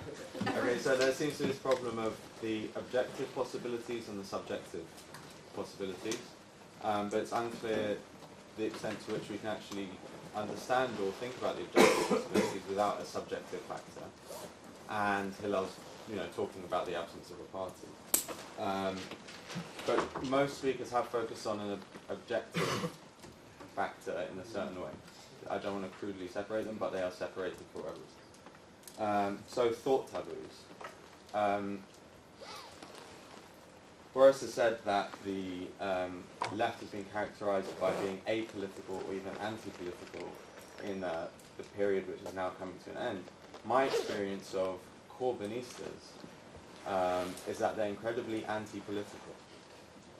They're in fact continuing this cultural plan. However excited young people might be, they actually do not want to engage in politics in the sense which I think Boris is trying to think about it, and that the left has failed to respond to the exhaustion. There is a politicisation happening. New parties are emerging. They're emerging on the right, or the so-called right. So I'd like to ask the panellists, what are today's thought taboos, and how can we overcome them? Okay. Let me take a stab at Ephraim and Richard's question, because I think that on the subjective side, right, that to say that neoliberalism is in crisis is to say that there's an ideological crisis. There's a practical objective crisis, but there's also an ideological crisis.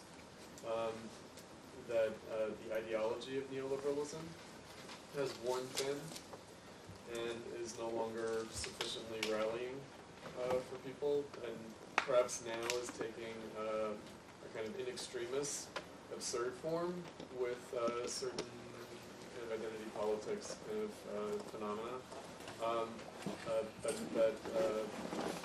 I'll quote Lukács quoting Hegel, that when something's about to disappear, it loses all of its gradations of nuance and manifests in its most simple form. So there is an ideological crisis. And that's what Brexit and Trump represented to me. In other words, one could say the EU went into some kind of objective crisis around the economic crisis of 2008, and that was expressed by things like Syriza and Podemos, etc., and finally manifests in Brexit. But I think that what's of decisive importance and in the form of a referendum where it's just yes or no, right? The EU lost its ideological luster. To say that it came up against an insuperable kind of practical objective obstacle, that's not true. But the ideology did go into crisis. Similarly, in the United States with Trump, it's not that the Republican Party and the Democratic Party are unable at an objective, practical level to continue doing what they're doing. But they clearly lost an ideological veneer, an ideological justification. And so the fact that it manifests subjectively as an ideological crisis, in other words, a few steps removed from the immediate issues at hand at an objective, practical level, I think is confusing. I think that we have to remember that from a neoliberal perspective, everything that's not neoliberalism is fascism. So if you go back to Friedrich Hayek or Milton Friedman, right, if you look at neoliberalism, they think that the only alternative to neoliberalism is fascism. So it's not surprising that Trump would be called a fascist. Or, alternatively, this is something I had to cut from my opening remarks, people like Marco Rubio and Ted Cruz called Trump a socialist. By which they meant he thinks that the state can do something and must do something, right? And he's, mobilizing people to demand that the state take action. That's what they meant by that. But they could just as easily have said fascist, because of course to Marco Rubio and Ted Cruz, socialism is fascism. So that ideological crisis, again, the left calling Trump a fascist, or the left calling Brexiteers fascists, like Nigel Farage, right, is not a fascist, but that he was called a fascist. It shows that there's an ideological crisis. What can be made of that? In other words, the fact that there's a subjective crisis, that there's a disorientation, ideological confusion, because it's several steps removed from objective, practical issues. There's probably relatively little that can be done around that. But that's the opportunity. In other words, the opportunity is for the left to rethink its ideology at a basic level. And again, if that doesn't happen, then of course the culture will throw up new ideologies until one sticks. Right? I think that if we look back to Reagan and Thatcher, they were considered fanciful and rather ideologically perverse. In other words, no one thought that it could really work. If you remember, George Herbert Walker Bush called Reaganism voodoo economics. There was a lot of chaos in the first term of Reagan, a lot of chaos in the first term of Thatcher. But it worked, right? In other words, the ideology stuck in some way. And it was only more or less coherent. It wasn't terribly coherent. But it did step into a vacuum of the preceding ideology.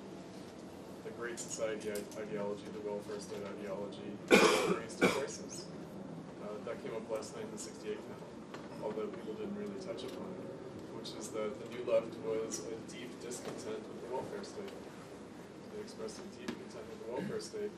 And unfortunately, the ideology that took advantage of that was on the right, with a kind of libertarianism.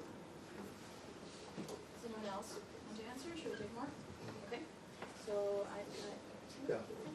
Well, I'm just trying to do some comparison. Yeah, I'm going to say that. So, in '67, I was doing the same kind of discussion that we have here today. About class, not class, capitalism, not capitalism. It's the same. Of course, there was no Brexit. And so anyway, I think if I compare today, '67 in Brazil, 2017 London, I think situations get worse.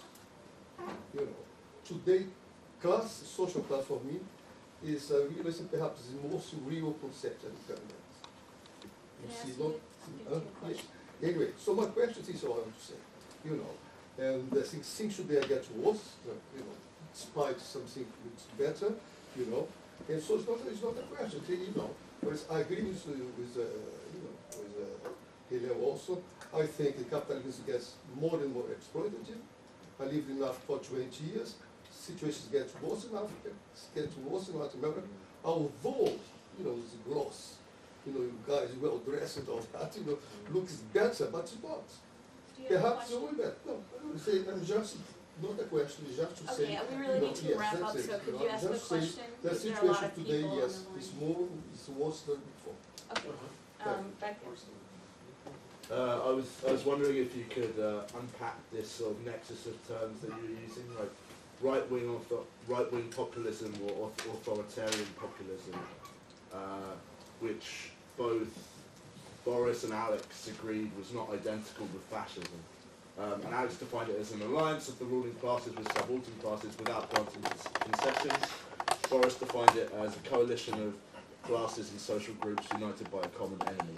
And I mean, I kind of think that populism isn't really a category that has a Marxist pedigree. Rather, it's a pre-Marxian or post-Marxist, some like McClough-Muth kind of category. And so what both these definitions brought to mind for me was the concept of Bonapartism, the state rising above society to mediate social discontent. So my question is, what is the analytic value of the category of right-wing or authoritarian populism, and how does it differ from, you know, good old-fashioned Bonapartism, which is as old as 1848? Maybe I should answer. Well, yeah, you can make this comparison. It's pretty reasonable. Also, we have to remember how Antonio Gramsci used the term Caesarism, Cesarismo, which is very much another version of the very same concept. But I think in Gramsci it was very well developed also in terms of progressive and reactionary Cesarismo, so which is very important. And I think in the way I'm defining populism, it's very close to this Gramscian concept. But there is one difference. Cesarismo in Gramscian terms and Bonapartism say in Marxist terms of say civil war in France and so on. 18th Brumaire of Louis Bonaparte. So in the works of Marx, it's very much about the policies of the government or a political leader or a politician or a political. It's very much about the politicians. While now we're speaking more about social forces as such. In one case, we're speaking about a politician which is balancing between classes and groups and trying to build up and put together a coalition of forces, which is probably not coherent, but which is there, which can be achieved even without a popular movement, even without an organization, even without a political formation, right? Well, in case of populism, you just cannot do it unless you have a real movement. That's the important difference. And that's the good news and the bad news, because that's why I'm saying that these coalitions can disintegrate very easily and can also be in some ways consolidated to what Gramsci called historic bloc. But that's exactly the progressive populist perspective, which is very much about overcoming the populist nature of these coalitions and turning them into something more coherent. Yeah. I refer to this concept of Stuart Hall. And I mean, I agree with that the reference to Gramsci is very important, but I think Gramsci has in mind a kind of a catastrophic equilibrium, and that, in my eyes, it's not so helpful to go this way, because populism, although it's helpful, yeah, to make this reference, populism is what is interesting for me when you see how it works in a country like Switzerland. I mean, many people think of Switzerland as a tiny, nice country, but it's a high developed, neoliberal and run country, you know, with a high productivity, high income, and so on and so on. And so there, the authoritarian populists, they succeed always to criticize the elites, the political class, although they are part of the government now for 60 years. And it helps them to always to be successful with their own political aims. you know, to make pressure on the whole of the bourgeois class to be successful with their own agenda, yeah, to dismantle welfare, to make tax cuts, yeah, so like what is it, an oasis, yeah, a tax oasis is a safe haven for capital all over the world and Europe and so on and so on. So, and now what's going on, what is happening there is the same like in Hungary with Orban, yeah, the destruction of the media, the public-run media, and also the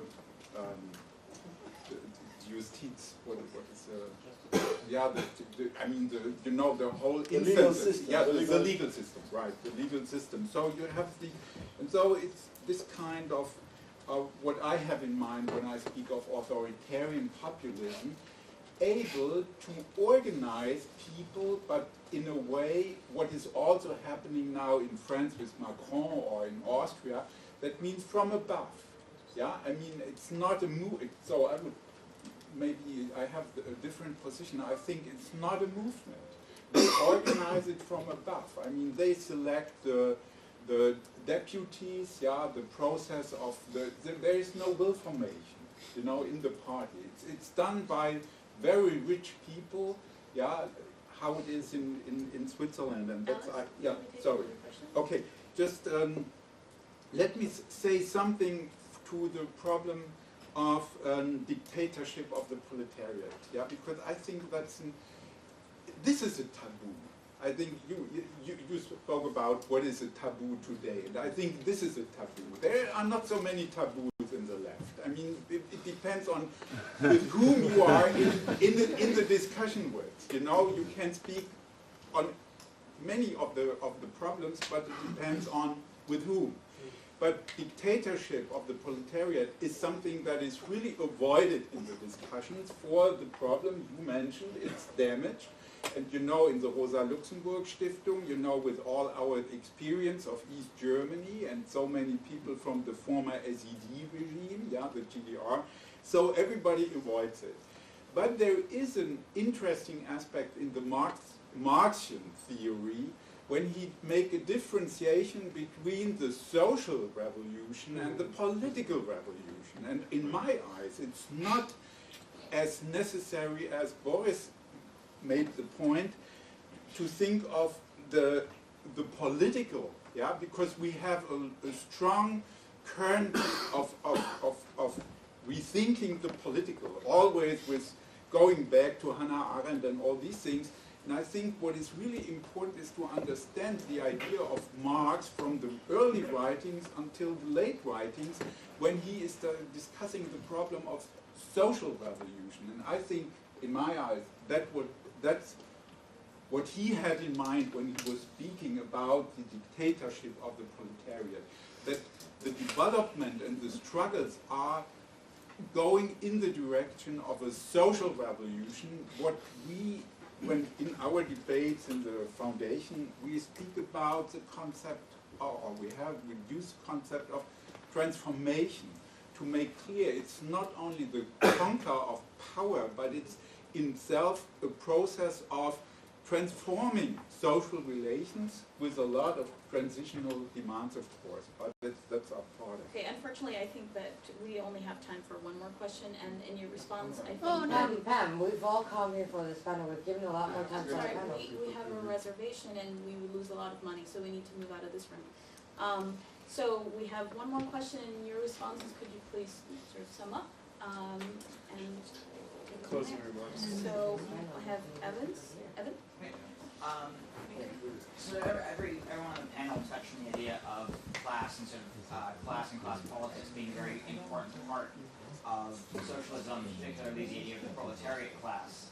And so I'm wondering, what would the sort of modern proletariat movement look like, given that the mass industrial proletariat that people like Marx and Engels are writing about doesn't really exist certainly in Western European countries or in many other advanced capitalist economies.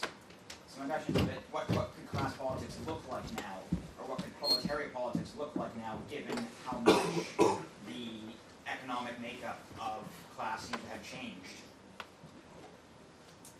Well, probably I will try to speak about that tomorrow a little bit more because we're running out of time. Just one or two words. Definitely, the old type of industrial proletariat or industrial working class is not disappearing but getting smaller in most so-called advanced countries or ex-industrialized countries and so on. However, the contradiction between capital and labor didn't go anywhere. So in that sense, the objective ground, the objective reason for class politics is still there, but the actual form of class and the actual manifestation of class contradiction is becoming different. And that's why in many ways, yes, we have to reinvent class politics and, in a certain sense, reinvent class for itself through class politics. Yeah, I agree with that point. I mean, that we have, I mean, it's a kind of a political activity, yeah, to give people the idea that it is worse to see themselves as exploited and being members of a class that has in itself the task to overcome class relations. But this is in itself a contradiction because people, I mean, to feel or see him or herself as a member of a class that has the task to overcome means to live in the form of a contradiction in the own way of living.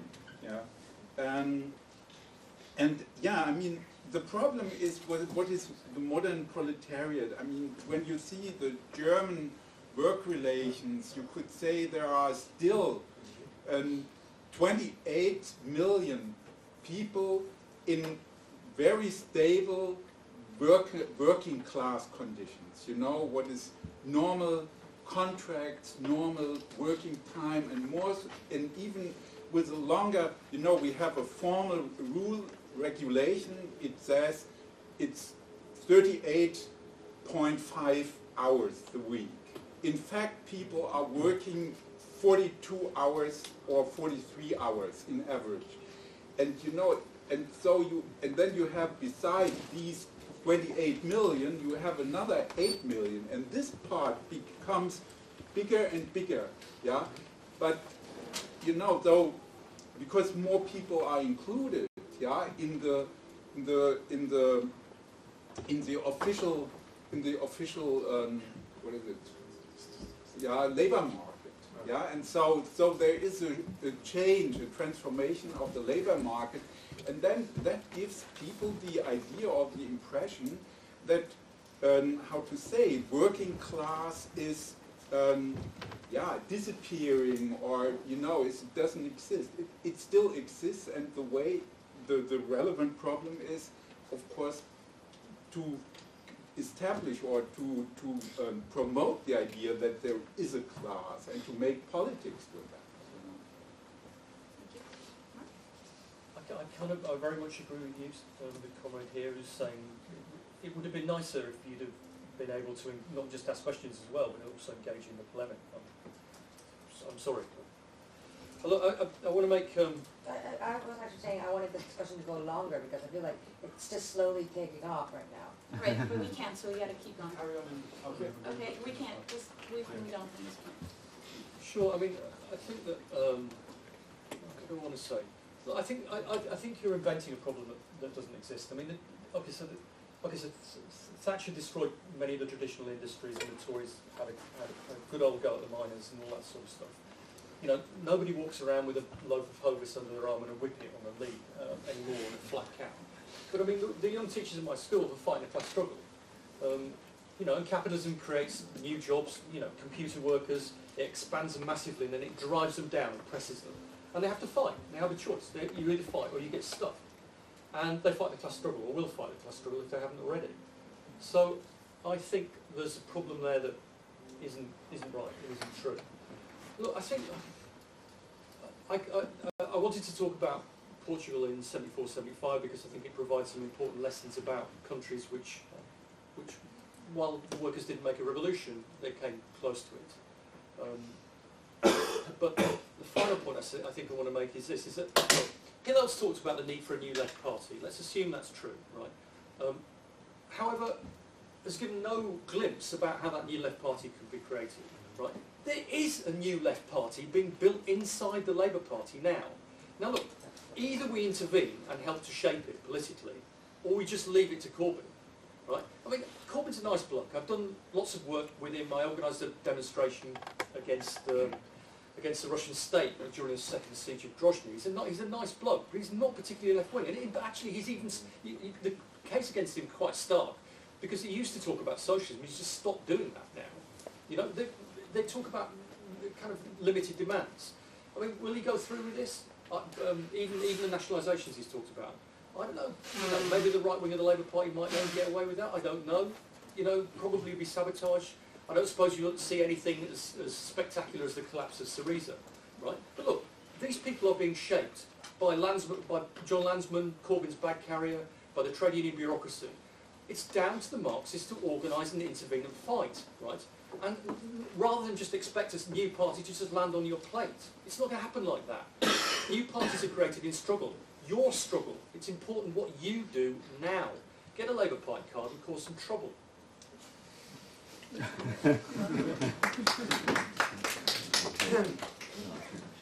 Well, I certainly agree that one has to fight where one can. Well, I should like to deal with 2 points. The first point is a question of ideology.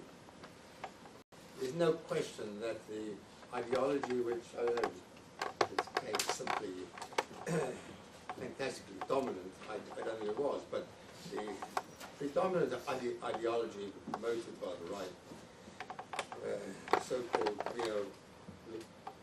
neoliberalism, a term which I don't like and I never use, I don't think it's correct.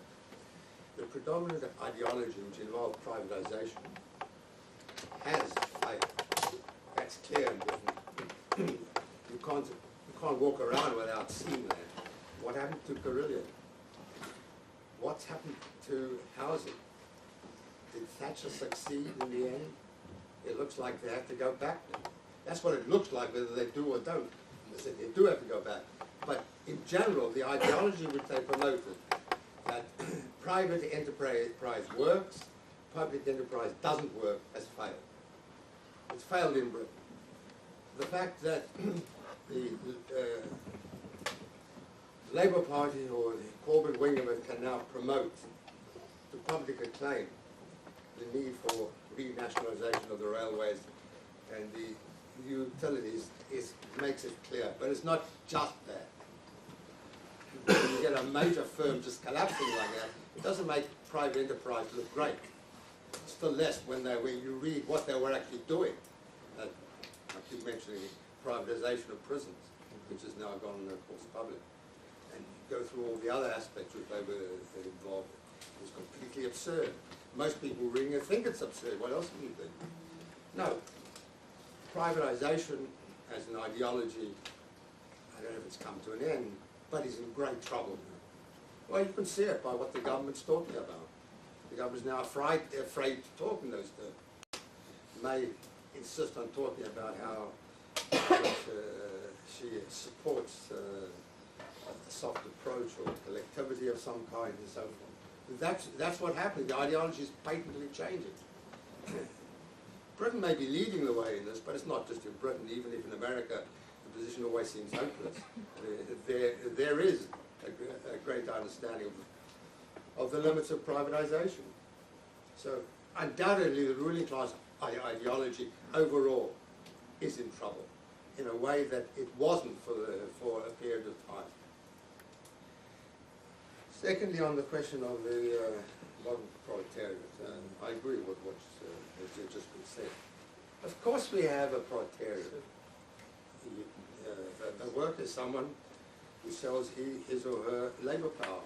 Obviously, there's a very wide range, and as a matter of fact, it even includes the ambiguity of the managers, because of course most of them in fact sell their labour power, and it does have an effect on the firm that they have to sell their labour power, they may be dismissed at any point. So, of course we have a proletariat. We have a bigger proletariat than if you kind of doubt, just think of the so-called hospitality industry. A good few million in this country. People are getting very low wages, dismissed at a stroke of a pen. Of course we have a proletariat. It's just that the form of the factory was made it simpler to organize. Obviously, if you have a whole lot of hotels which you have to organize, it's more difficult. Or you have to organize teachers or doctors or nurses. It's may not be as easy. Although the fact that actually lecturers are about to strike now is some indication of it as well. That, in other words, the whole population, with the exception of whatever it is, a few percentage points are now in the proletariat. And with wages for many are declining, certainly getting worse. It's particularly true of the youth. So, if ever the conditions for change were there, they are there or are forming. Just compare it with previous periods. No doubt, before many revolutions, you would get skeptics who said, there'll never be a revolution in this country. I'm sure that happened in 1787 in France, even if there was a certain understanding that it was going to happen. Most people wouldn't have dreamed of it. One can't be as pessimistic as appears. Well, I'd love to believe that Corbyn and his people, or the people around him, or MacDonald, will lead a revolution. That's very hard to see. However, I don't believe we're in the same position as when social democracy defected, when social democracy betrayed in 1914, and we ended up in this position. 1914, 1918, 1919, in Germany and elsewhere. We're not in the same position. Social democracy itself is in trouble. What's its ideology? What does it have to offer? It has nothing to offer now. It's got a history of failure. What was it standing for? What does the right wing, the Labour Party stand for? Privatisation? Well, just think of what it stands for. A certain amelioration, that's as far as it goes. Corbyn obviously doesn't have a conception of how to change beyond the nationalisation of those two industries to which I refer. It's unlikely, it seems to me, that he will take the step, but he may be forced into it, which is something else. It may be that if he does come in, the conditions are such that he's forced to take more radical steps and things move over there. That's possible. I think that is more likely the reason why they don't want him in. They're afraid of what might happen, rather than they're afraid of him. By the way, you heard that I was editor of Critique. Well, I once asked Corbyn to speak on a Critique platform. It's over 20 years ago. He refused. And the reason he gave I couldn't understand, but it seemed to me that he really couldn't do it.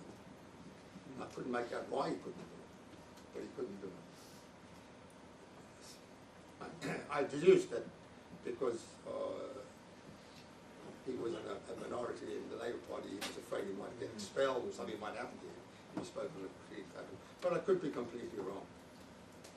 Anyway, it's just an incident which happened to be interesting, but the essential point, it seems to me, is that, can I conclude by saying, the ruling class ideology is in trouble. It is effectively died, at least for this period. The system itself is malfunctioning in a way in which they are not providing any solutions for. If ever there was a situation where we need a revolutionary party, it is now. Thank you.